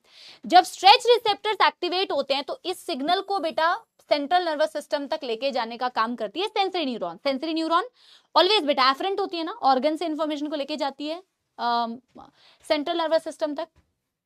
सेंसरी न्यूरॉन इन्फॉर्मेशन लेके गई, अब यहां से बेटा मोटर न्यूरॉन इन्फॉर्मेशन वापस लेके आती है। तो सबसे जरूरी है स्ट्रेच रिसेप्टर्स का एक्टिवेट होना, और वो अगर है सही से काम कर रही है तभी ये सिग्नल जा रहा है। अब मोटर न्यूरॉन इन्फॉर्मेशन दो जगह पे लेके आती है, एक लेके आती है ब्लैडर के पास, ब्लैडर की स्मूथ मसल्स के पास, और एक लेके आती है आपके स्फिंक्टर के पास, ठीक है ना। जब ब्लैडर के पास मोटर न्यूरॉन इन्फॉर्मेशन लेके आती है तो ब्लैडर की जो स्मूथ मसल्स है, डिट्रूसर मसल्स है, वो कॉन्ट्रैक्ट करेंगी। जब वो कॉन्ट्रैक्ट करेंगी बेटा तब जाके आपका यूरिन बाहर आएगा, लेकिन दरवाजे भी तो खुले होने चाहिए, स्फिंक्टर्स भी तो खुले होने चाहिए। स्फिंक्टर्स नहीं खुले होंगे तो कैसे यूरिन आएगा। तो मोटर न्यूरॉन इन्फॉर्मेशन जब ब्लैडर को देती है तो मसल्स तो कॉन्ट्रैक्ट करते हैं, बट जब स्फिंक्टर को इन्फॉर्मेशन देती है तो स्फिंक्टर्स कॉन्ट्रैक्ट नहीं करते। अगर स्फिंक्टर कॉन्ट्रैक्ट करेंगे तो स्फिंक्टर्स क्लोज्ड होंगे, लेकिन स्फिंक्टर्स को अगर ओपन करना है तो स्फिंक्टर्स रिलैक्स होने चाहिए। तो स्फिंक्टर्स की रिलैक्सेशन कैसे हुई बेटा, इसी मोटर न्यूरॉन के इंफॉर्मेशन से। स्फिंक्टर्स कर गई रिलैक्स और मसल्स कर गए कॉन्ट्रैक्ट और हो गई यूरिनेशन। यूरिन कितना निकला, 1 से 1.5 लीटर पर डे। पीएच क्या हो गया बेटा 6, इट इज स्लाइटली एसिडिक। कितना यूरिया आप एलिमिनेट आउट करते हो एवरी डे बेटा, याद रखो 25 से 30 ग्राम, नॉट मिलीग्राम। गलती होती है, छोटी छोटी चीजें जो आपको याद रखनी है। 25 से 30 ग्राम, स्लाइटली येलोइश होता है क्योंकि इसमें एक डेरिवेटिव होता है बाइल पिगमेंट का जिसे बोलते हैं यूरोक्रोम, ठीक है ना।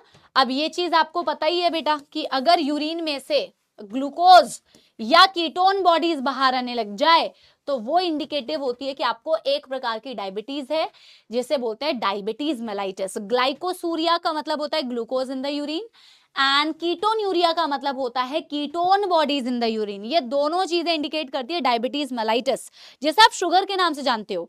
इंसिपिडस एडीएच की डेफिशिएंसी से हुआ, दोनों में डिफरेंस है। समझ में आ गई बेटा बात। नेक्स्ट बेटा पढ़ते हैं रेगुलेशन ऑफ किडनी फंक्शन, ठीक है ना। किडनी फंक्शन कैसे रेगुलेट होता है। Regulation of kidney function again बहुत कंसेप्चुअल टॉपिक है, डायरेक्ट क्वेश्चंस इसमें से क्वेश्चंस आ रहे हैं और ये भी बहुत बहुत बहुत कंसेप्चुअल टॉपिक है, ठीक है ना। देखो 3 तरीके से रेगुलेशन एनसीईआरटी में बताया हुआ है। एक हाइपोथैलेमस के द्वारा, जो आप थोड़ा सा ऑलरेडी पढ़ चुके हो, दैट इज द एडीएच का फंक्शन। Then by juxtaglomerular apparatus, that is the JGA, जिसके बारे में अभी मैं आपको बताऊंगी, जेजीए। एंड देन बेटा रेगुलेशन बाय योर हार्ट। कैसे रेगुलेशन होती है इन तीनों के द्वारा अभी समझेंगे, लेकिन उससे पहले कुछ बेसिक्स कर लेते हैं। जैसे ऑस्मोलैरिटी का बेसिक आपको समझ में आ गया ना कि अगर सॉल्यूट ज्यादा है तो ऑस्मोलैरिटी ज्यादा, सॉल्वेंट ज्यादा है तो ऑस्मोलैरिटी कम। वैसे ही जीएफआर का कॉन्सेप्ट थोड़ा सा समझो, ग्लोमेरुलर फिल्टरेशन रेट ज्यादा होना या ग्लोमेरुलर फिल्टरेशन रेट कम होना, इन दोनों चीजों को आप रेगुलेट कर सकते हो, जिसको आप पढ़ते हो रेगुलेशन ऑफ किडनी फंक्शन में। जीएफआर ज्यादा होना या जीएफआर कम होना कैसे होता है, glomerular filtration rate, the amount of filtrate formed per unit time. ज्यादा फिल्टरेट कैसे बन रहा है पर यूनिट टाइम, अगर मान लो आपका ब्लड वॉल्यूम ज्यादा है। ब्लड का वॉल्यूम ज्यादा होने का क्या मतलब होता है बेटा, ब्लड में 55% प्लाज्मा है और उस प्लाज्मा का 90% पानी है। अगर ब्लड का वॉल्यूम ज्यादा है यानी ब्लड में पानी ज्यादा है, तो यानी कि अगर ब्लड का वॉल्यूम ज्यादा है ना बेटा, या ब्लड में पानी ज्यादा है, यानी कि जितना ज्यादा वॉल्यूम उतना ज्यादा प्रेशर, यानी ब्लड में प्रेशर ज्यादा है, जितना ज्यादा प्रेशर उतना पर यूनिट फिल्टर रेट ज्यादा बनेगा, यानी जीएफआर ज्यादा होगी। देखो ये याद रखना क्यों जरूरी है बेटा, ये बेसिक्स याद रखना क्यों जरूरी है, क्योंकि बेटा अभी आपको यही पढ़ना है हाइपोथैलेमस कैसे रेगुलेट करता है, जीएफआर को बढ़ाता है या घटाता है। हार्ट कैसे रेगुलेट करता है, तो जीएफआर बढ़ाता है या घटाता है, ये तो तब समझ में आएगा जब आपको प्रॉब्लम समझ में आएगी कि जीएफआर ज्यादा होने का मतलब क्या है और जीएफआर कम होने का मतलब क्या है। फिल्टरेट का रेट कम है मतलब कि ब्लड में वॉल्यूम कम है, ब्लड का वॉल्यूम कम है मतलब ब्लड में पानी कम है, ब्लड का पानी कम है, ब्लड का वॉल्यूम कम है मतलब प्रेशर कम है। समझ में आ गई बेटा बात। और ओवरऑल जीएफआर कम है। ये कम और ज्यादा की सिचुएशन को आप ठीक करते हैं with the help of these 3, जैसे हाइपोथैलेमस। सबसे पहले प्रॉब्लम समझना है। आप देखो डॉक्टर बनने वाले हो, डॉक्टर्स क्या करते हैं, सबसे पहले प्रॉब्लम को समझना जरूरी है। प्रॉब्लम समझोगे तो सोल्यूशन निकलेगा। हाइपोथैलेमस कब ऑपरेट करती है, ये ऑपरेट करती है जब जीएफआर कम है मैम। अब जीएफआर कम है का मतलब मैम ने क्या बताया कि ब्लड का वॉल्यूम कम है, यानी ब्लड में पानी कम है, यानी ब्लड का प्रेशर कम है। प्रॉब्लम समझ में आ गई। अब ब्लड में अगर पानी कम है, सॉल्वेंट कम है, ऑस्मोलैरिटी ज्यादा है, देखो कितना मस्त कॉन्सेप्ट होता है कि अगर आप एक कॉन्सेप्ट बेसिक समझो तो बाकी सारी चीजें रिलेटेबल होती है। क्योंकि आपसे ऐसे भी पूछेंगे ना कि ऑस्मोलैरिटी ज्यादा है तब हाइपोथैलेमस ऑपरेट कर रहा है या ऑस्मोलैरिटी कम है तब ऑपरेट कर रहा है। ऑपरेट का मतलब चालू कब हुआ? चालू हुआ जब ऑस्मोलैरिटी ज्यादा थी, यानी जब ये काम करेगा तो ऑस्मोलैरिटी को घटाएगा, ठीक है ना। तो बेटा यानी कि ब्लड में वॉल्यूम कम है, ब्लड का पानी कम है, यानी हाइपोथैलेमस जब भी काम करेगा तो ब्लड का वॉल्यूम बढ़ाएगा। ब्लड का वॉल्यूम बढ़ाने का क्या मतलब होता है कि ब्लड में पानी खींच लो, रीअब्सॉर्ब कर लो। हमने लिखा हुआ है ऑस्मो रिसेप्टर्स जो होते हैं, जो चेंज इन ऑस्मोलैरिटी को डिटेक्ट करें बेटा, वो ऑस्मो रिसेप्टर। तो ऑस्मो रिसेप्टर डिटेक्ट करते हैं चेंज इन ऑस्मोलैरिटी को, आपके जो बॉडी फ्लूइड में ऑस्मोलैरिटी चेंज हो रही है, और फिर सिग्नल देते हैं बेटा टू मेक नेसेसरी चेंजेस, जिससे रेगुलेशन होगा। अभी देखो, तो काम कब किया? जब ब्लड में वॉल्यूम कम था, ब्लड का पानी कम था, ब्लड में प्रेशर कम था, तो ऑस्मो रिसेप्टर्स हैं हाइपोथैलेमस में, ये एक्टिवेट हुए, ये सिग्नल देते हैं बेटा ताकि आपके ऑस्मोलैरिटी को नॉर्मल कर सके। ये मैंने लिखा हुआ है, जो आप केमिकल कोऑर्डिनेशन में पढ़ोगे। हाइपोथैलेमस के न्यूरॉन्स होते हैं ना बेटा, जो हार्मोन्स बनाते हैं, और इसी का एक हार्मोन होता है जो पोस्टीरियर पिट्यूटरी के अंदर स्टोर्ड होता है। ये हाइपोथैलेमस से, ये पिट्यूटरी है, ये एंटीरियर पिट्यूटरी है, पोस्टीरियर पिट्यूटरी है। तो पोस्टीरियर पिट्यूटरी के अंदर ही इस हाइपोथैलेमस के न्यूरॉन के एंड में कुछ हार्मोन स्टोर्ड है, जिसे एंटी डायूरेटिक हार्मोन या वैसोप्रेसिन बोलते हो, जिसके बारे में आप पढ़ चुके हो कि ये कलेक्टिंग डक्ट पे और डीसीटी पे एक्ट करता है, पानी को रीअब्सॉर्ब करता है। पानी रीअब्सॉर्ब होगा तो ब्लड में पानी बढ़ेगा, वॉल्यूम बढ़ेगा, ब्लड का प्रेशर बढ़ेगा, यानी कि जीएफआर बढ़ेगा। जो चीज कम हुई थी वो नॉर्मल हो गई। एक और तरीका है इसका जीएफआर को बढ़ाने का, ये ब्लड वेजल्स को कॉन्स्ट्रिक्ट करती है। ब्लड वेजल के कॉन्स्ट्रिक्शन से भी बेटा ब्लड प्रेशर बढ़ता है, इसीलिए तो इसे वैसोप्रेसिन बोलते हैं, और उससे भी ब्लड प्रेशर बढ़ेगा, जीएफआर बढ़ेगा। जो जीएफआर कम था, जीएफआर बढ़ गया, यानी ऑस्मो रिसेप्टर्स एक्टिवेट हुए, ऑस्मोलैरिटी चेंज हुई। तो ऑस्मोलैरिटी चेंज हुई क्योंकि ब्लड में पानी कम था, जीएफआर कम था, पानी कम था, यानी कि ऑस्मोलैरिटी ज्यादा थी, तो ये एक्टिवेट हो गए। इसने सिग्नल दिया बेटा ऑस्मो रिसेप्टर ने हाइपोथैलेमस को कि आपका जो एडीएच स्टोर्ड है ना, उसको रिलीज कर दो, और फिर ये वाला काम कर दो, जीएफआर को बढ़ा दो, ठीक है ना। अब देखो मैम, जेजीए क्या करता है? जेजीए भी बेटा बिल्कुल देखो, या तो जक्स्टाग्लोमेरुलर apparatus कैसे काम करता है ये समझ लो, या तो इसको कई जगह पे रास मैकेनिज्म भी कहते हैं। RAAS का मतलब है रेनिन, जो कि बेटा किससे प्रोड्यूस हुआ था, होता है जेजी सेल्स, एफरेंट आर्टेरियोल, अभी आपने पढ़ा था। रेनिन, एंजियोटेंसिन, एल्डोस्टेरोन सिस्टम भी बोलते हैं, रास मैकेनिज्म भी बोलते हैं, और ये भी तभी ऑपरेट होता है बेटा हाइपोथैलेमस के जैसे जब जीएफआर कम है। जीएफआर कम है का मतलब ब्लड वॉल्यूम कम है, यानी ब्लड में पानी कम है, यानी ब्लड का प्रेशर कम है। बेटा बार बार बोल रही हूँ, इन सारी चीजों को बोला करो, ये बेसिक्स हैं, डायरेक्ट कॉन्सेप्ट मत रटो। सब वही, सारा मामला तो बेटा एनसीईआरटी का ही, हम कुछ अलग थोड़ी पढ़ रहे हैं, हम भी वही पढ़ रहे हैं जो एनसीईआरटी में दिया हुआ है, सब वही पढ़ाते हैं बेटा जो एनसीईआरटी में दिया हुआ है। बस ये है कि कुछ बेसिक्स बताने का तरीका और जो समझाने का तरीका है बस वही अलग हो सकता है ना। तो एनसीईआरटी ही है, इसको ध्यान से सुनो बस, है ना, हो जाएगा, टेंशन ना लो। देखो मैंने, और कंसेप्ट को लेके चलो हमेशा। तो ब्लड में जीएफआर कम है मतलब ब्लड वॉल्यूम कम है, यानी कि ब्लड में पानी कम है, यानी ब्लड का प्रेशर कम है। तब ये भी काम करता है, कैसे काम कर रहा है? तो सिग्नल मिलता है बेटा जेजी सेल्स को कि जीएफआर कम हो गया, इसे नॉर्मल करो। जेजी सेल्स प्रोड्यूस करता है रेनिन, सिंगल एन वाला रेनिन, ये क्या करता है? एंजियोटेंसिनोजन को कन्वर्ट करता है एंजियोटेंसिन 1 में, एंजियोटेंसिन 1 कन्वर्ट होता है एंजियोटेंसिन 2 में। Renin, angiotensin, aldosterone mechanism, aldosterone कहां से है अभी बताती हूँ। तो रेनिन निकला जेजी सेल से, उसने एंजियोटेंसिनोजन नाम के एक फैक्टर को एंजियोटेंसिन 1 में कन्वर्ट कर दिया। एंजियोटेंसिन 1 एंजियोटेंसिन 2 में कन्वर्ट होता है with the help of angiotensin converting enzyme ACE। अब सारे फंक्शंस ये एंजियोटेंसिन 2 करता है, जैसे कि डायरेक्टली पीसीटी पर एक्ट करता है और वहां से सोडियम और पानी की रीअब्जॉर्प्शन करेगा। पानी रीअब्जॉर्ब हुआ अगर, तो पानी से ब्लड वॉल्यूम बढ़ेगा, ब्लड वॉल्यूम बढ़ेगा तो ब्लड प्रेशर बढ़ेगा, तो जीएफआर बढ़ेगा। ये बेटा एड्रीनल ग्लैंड पर भी एक्ट करता है, very very very very important. Angiotensin 2 can act on adrenal gland, adrenal cortex पर एक्ट करके उसके हार्मोन को रिलीज कराता है, जो अभी हमने कंडीशनल रीअब्जॉर्प्शन में पढ़ा कि एल्डोस्टेरोन इज ए मिनरलोकॉर्टिकॉइड। ये एल्डोस्टेरोन को रिलीज करवाया कॉर्टेक्स से, इसी एंजियोटेंसिन 2 ने, एल्डोस्टेरोन रिलीज हुआ, सोडियम रीअब्सॉर्ब होता है, पीछे पीछे पानी भी रीअब्सॉर्ब हो जाता है, आपका ब्लड वॉल्यूम बढ़ता है, आपका ब्लड प्रेशर बढ़ता है, आपका जीएफआर बढ़ता है। और एक और बेहतरीन मैकेनिज्म ये करता है वैसो कॉन्स्ट्रिक्शन, जिससे कि ब्लड प्रेशर बढ़ता है, जीएफआर बढ़ता है। ये भी ब्लड वेसल्स की कॉन्स्ट्रिक्शन करता है एंजियोटेंसिन 2, जस्ट लाइक वैसोप्रेसिन। एक इकलौता ऐसा फैक्टर बेटा जो इंक्रीज जीएफआर के केस में प्रोड्यूस हुआ, क्योंकि हाइपोथैलेमस और रास मैकेनिज्म दोनों काम करते हैं जब जीएफआर कम है। ये इकलौता ऐसा फैक्टर है जब ब्लड वॉल्यूम ज्यादा है, यानी ब्लड में पानी ज्यादा है, ब्लड प्रेशर ज्यादा है, इंक्रीज जीएफआर है, तभी ये ऑपरेट करता है। ठीक है ना। अब देखो जब ब्लड वॉल्यूम ज्यादा होगी तो हार्ट से जो ब्लड फ्लो कर रहा है वो ज्यादा होगा, इसी से वो डिटेक्ट कर पाएगा कि ब्लड वॉल्यूम ज्यादा हो गई है, जीएफआर ज्यादा हो जाएगा।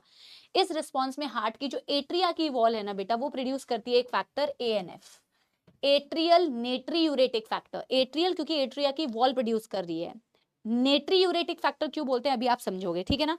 तो बेटा ये इकलौता ऐसा फैक्टर है जो कब प्रोड्यूस हुआ, जब आपकी जीएफआर ज्यादा थी, तो ये जीएफआर को कम करेगा। सबसे पहले जीएफआर को कम करने के लिए एक चेक्स अपॉन रास एनसीईआरटी कहती है। चेक्स अपॉन रास का क्या मतलब है यार, रास मैकेनिज्म काम नहीं करनी चाहिए, रास को ये चुप कर देता है, इनहिबिट कर देगा, it switches off the RAS mechanism, ठीक है ना, it switches off the RAS mechanism, it checks upon RAS, basically inhibit the RAS। RAS नहीं होगा तो बेटा रेनिन नहीं होगा, एंजियोटेंसिन नहीं होगा तो एल्डोस्टेरोन नहीं होगा। अगर एल्डोस्टेरोन नहीं होगा तो आपका सोडियम और पानी जो डीसीटी से रीअब्सॉर्ब हो रहा था वो रीअब्सॉर्ब नहीं होगा। सोडियम रीअब्सॉर्ब नहीं होगा तो सोडियम कहाँ जाएगा, फिल्टरेट में, फिल्टरेट में रह जाएगा ना, वो एब्सॉर्ब नहीं हो रहा है और यूरिन के थ्रू बाहर आएगा। और यूरिन से जब सोडियम आयंस बाहर आते हैं उसी को बोलते हैं नेट्रीयूरेटिक। नेट्री का मतलब होता है सोडियम, सोडियम यूरिन में से बाहर आ रहा है, इसीलिए इसे बोलते हैं नेट्रीयूरेटिक फैक्टर। इकलौता ऐसा फैक्टर जो ब्लड वेसल्स की डायलेशन करता है।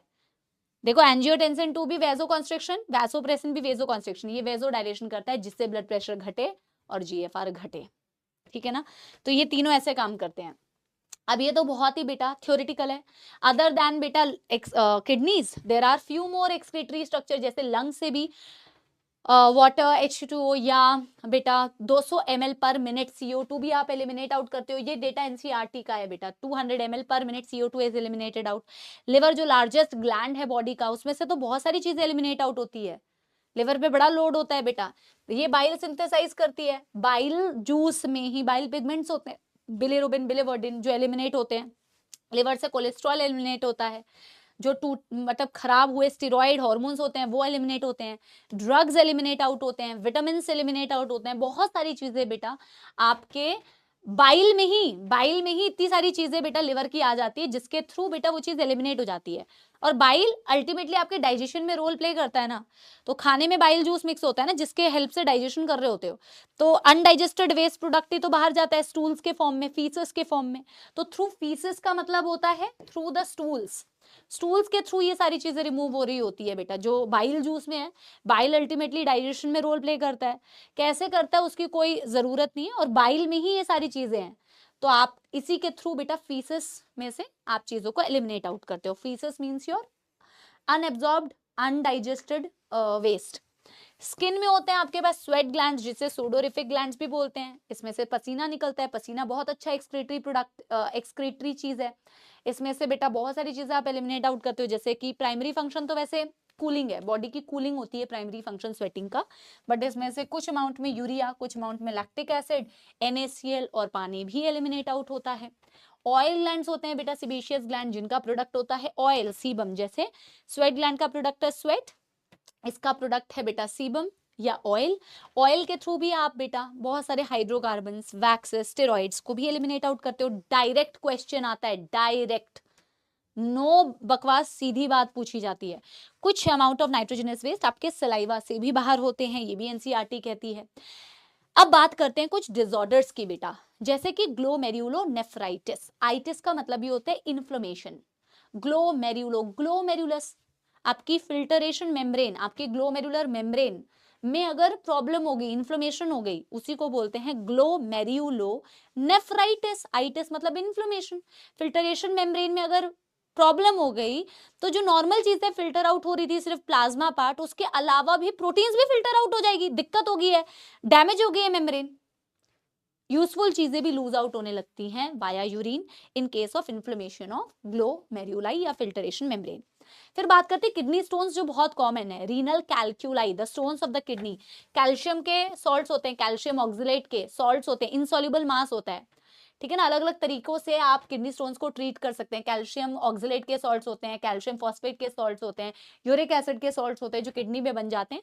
ऑफकोर्स आपका कैल्शियम मेटाबॉलिज्म गड़बड़ हो गया होगा, मे बी, है ना, पानी कम पी रहे हैं उस वजह से भी हो सकता है।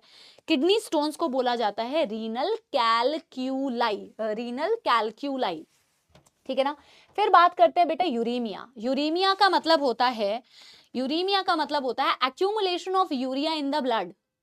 यूरीमिया मतलब ब्लड में यूरिया एक्यूमुलेट हो गया बेटा, ठीक है ना, यूरिन में नहीं, यूरिन से तो पास आउट करोगे ही। तो यूरिया का एक्यूमुलेशन जब ब्लड में होता है तो उसे बोलते हैं यूरीमिया, ठीक है ना।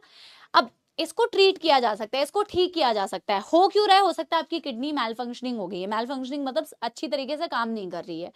तो इस केस में बेटा क्या किया जाता है? हीमोडायलिसिस। आपने बहुत सुना भी होगा, ये एक इकलौती ऐसी बीमारी है जिसको एनसीईआरटी ने अच्छे से मतलब ट्रीटमेंट को दे रखा है कि जिसके ब्लड में यूरिया एक्युमुलेट होता जा रहा है, यूरिन से बाहर नहीं आ रहा है, किडनी खराब हो गई है, तो हीमोडायलिसिस कर दो। हीमोडायलिसिस में क्या किया जाता है ना बेटा, एक आर्टिफिशियल किडनी का सेटअप है।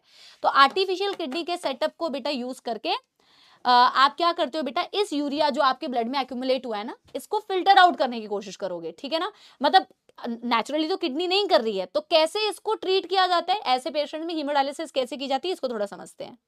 अभी आप देखोगे बेटा, देखो हम हीमोडायलिसिस को थोड़ा सा समझते हैं। देखो एक आर्टिफिशियल किडनी का सेटअप होता है, ये हमने हाथ बनाया हुआ है सपोले का, जिसके ब्लड में बेटा, नो नो नो नो, सपोला नहीं बोलते यार, ठीक है ना, ये पेशेंट का हाथ है जिसके ब्लड में यूरिया ज्यादा हो गया है, यूरीमिया की कंडीशन है।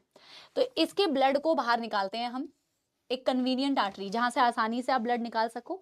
तो यहाँ आर्टरी से आपने ब्लड निकाला, रेडियल आर्टरी है आपके हाथ में, यहाँ से ब्लड को निकाला। क्लॉट ना करे तो आपने एक एंटी कोगुलेंट ऐड कर दिया, हेपारिन, कोई अनवांटेड रिएक्शन ना हो तो इसकी कूलिंग कर दी आपने बेटा 0 डिग्री पे, ठीक है ना। आपने एंटी कोगुलेंट ऐड कर दिया ताकि इसमें कोई भी बेटा क्लॉटिंग ना हो। और फिर इस ब्लड में जिसमें आपका यूरिया बहुत ज्यादा है, इसको फिल्टर आउट करना है आर्टिफिशियल किडनी से, क्योंकि आपकी किडनी काम नहीं कर रही है। ऐसा सा एक सेटअप होता है जिसमें ये ट्यूब्स लगी होती है, ऐसे कॉइल्ड ट्यूब्स होती हैं, सेलोफेन मेम्ब्रेन होता है इन ट्यूब्स में, जहां से सेमी परमिएबल है ये, इसमें छेद होते हैं, पोरस होती है, सेमी परमिएबल होती है, जिसमें से चीजें पास आउट होती हैं। लेकिन इस चेम्बर के अंदर जिसमें से ये ट्यूब्स बेटा पास हो रही है, ये ट्यूब जिस चेम्बर में है, इस ट्यूब के आसपास एक फ्लूइड होता है जिसका बहुत बड़ा रोल है, इसे बोला जाता है डायलाइजिंग फ्लूइड। ऐसे क्या बोला जाता है? डायलाइजिंग फ्लूइड या डायलाइजिंग सोल्यूशन। इसका बहुत इंपॉर्टेंट रोल है बेटा। डायलाइजिंग सोल्यूशन का कॉम्पोजिशन सिमिलर होता है आपके प्लाज्मा के। रीजन है, बस इसमें नाइट्रोजनस वेस्ट नहीं होता, रीजन है, अभी समझाऊंगी। सो दिस सेलोफेन ट्यूब के चारों ओर जो फ्लूइड है जिसे डायलाइजिंग सोल्यूशन बोल रहे हो, इसका कॉम्पोजिशन सिमिलर होता है ब्लड प्लाज्मा के, एक्सेप्ट नाइट्रोजनस वेस्ट। अब जब आपका ब्लड बेटा यहां से पास होता है जिसमें यूरिया बहुत ज्यादा है, लेकिन ये जो बाहर का फ्लूइड है ना, इसमें यूरिया नहीं है, बाकी सब कुछ है जो आपके प्लाज्मा में है। यूरिया बड़ी आसानी से high to low concentration blood में ज्यादा है, डायलाइजिंग सोल्यूशन में नहीं है, वेरी इजीली पैसिवली मूव कर जाती है। इसीलिए इस डायलाइजिंग सोल्यूशन में यूरिया नहीं रखा ना, ताकि पैसिवली मूव कर जाए सेलोफेन ट्यूब से, पोरस है, लेकिन बाकी सब कुछ ब्लड जैसा रखा, प्लाज्मा जैसा, ताकि यूजफुल चीजें बाहर ना आए। तो बेटा इस डायलाइजिंग सोल्यूशन को एक साइड से फ्रेश ऐड भी करते रहते हैं, एक साइड से यूज्ड वाला निकालते भी रहते हैं। यूरिया निकलता जाता है, सेलोफेन ट्यूब से आप ब्लड को पास करते हो, ब्लड फिल्टर आउट हो गया बेटा। लेकिन इसे कंटिन्यूअसली करना पड़ेगा, एक बार करोगे तो ऐसा थोड़ी अगली बार बॉडी में नाइट्रोजनस वेस्ट बनेगा नहीं, तो रिपीटेडली करना पड़ता है। Expensive, very very painful, obvious सी बात है। ब्लड को नॉर्मल टेम्परेचर पे लेके आए, कोगुलेंट ऐड करोगे क्योंकि पहले एंटी कोगुलेंट ऐड किया था, बॉडी टेम्परेचर पे लेके आने के बाद अगेन बेटा कन्वीनियंट वेन्स के थ्रू आप इसे ब्लड में बॉडी में ब्लड को वापस से रिटर्न कर दोगे। इंपॉर्टेंट क्वेश्चन यहीं से आता है कि cellophane tube semi permeable porous हो गई, आपने डायलाइजिंग सोल्यूशन का कॉम्पोजिशन क्या रखा है? Similar to plasma except nitrogenous waste, ठीक है ना, इसे कहते हैं हीमोडायलिसिस। और आखिरी चीज जो एनसीईआरटी ने दी हुई है वो है kidney failure, acute kidney failure. Kidney fail हो गया, किडनी अब काम ही नहीं कर सकता है बेटा, अब थोड़ा खराब नहीं है, मैक्सिमम खराब हो गया, तो अल्टीमेट ऑप्शन बचता है कि किडनी ट्रांसप्लांट कर दो। एक सूटेबल डोनर को ढूंढा जाएगा, डोनर ढूंढने के बाद बेटा किडनी ट्रांसप्लांटेशन की जाती है। क्लोज रिलेटिव से सबसे पहले मैच करते हैं, है ना। आपने ह्यूमन हेल्थ एंड डिजीजेस में भी पढ़ा है बेटा, मेजर हिस्टोकॉम्पैटिबिलिटी कॉम्प्लेक्स, MHC एक होता है, ठीक है ना। मेजर MHC को मैच किया जाता है बेसिकली, और मैक्सिमम जब टिश्यू मैचिंग हो जाती है ना बेटा, कि ये भैया इसके साथ सबसे हाईएस्ट मैचिंग है, फिर ऑर्गन ट्रांसप्लांटेशन किया जाता है। जब भी सर्जरी की जाती है तो बंदे को इम्यूनो सप्रेसेंट्स दिए जाते हैं सर्जरी के दौरान, कि उसकी इम्यून सिस्टम ना अनवांटेड रिस्पॉन्स ना जनरेट करे सक्सेसफुल सर्जरी के लिए।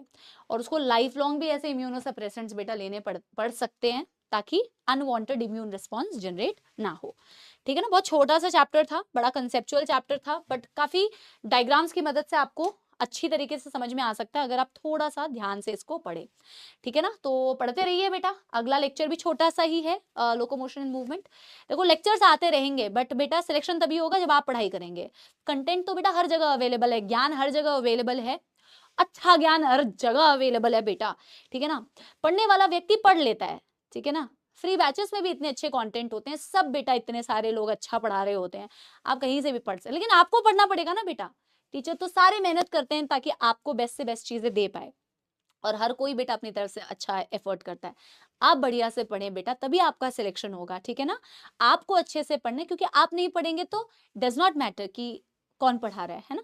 चलिए इसी बात के साथ में happy new year, do let me know in the comment section कि कैसा लगा आपको लेक्चर। मैं गाना आपको सुना देती हूँ, कि पता नहीं मैंने पिछली क्लास में आपको क्या गाना सुनाया था, बट चलो अभी सुनाते हैं आपको। प्यार दीवाना होता है, मस्ताना होता है, हर खुशी से हर गम से बेगाना होता है। Thank you so much, I will see you all super soon in the next lecture. पढ़ाई करते रहे, all the very very best, thank you.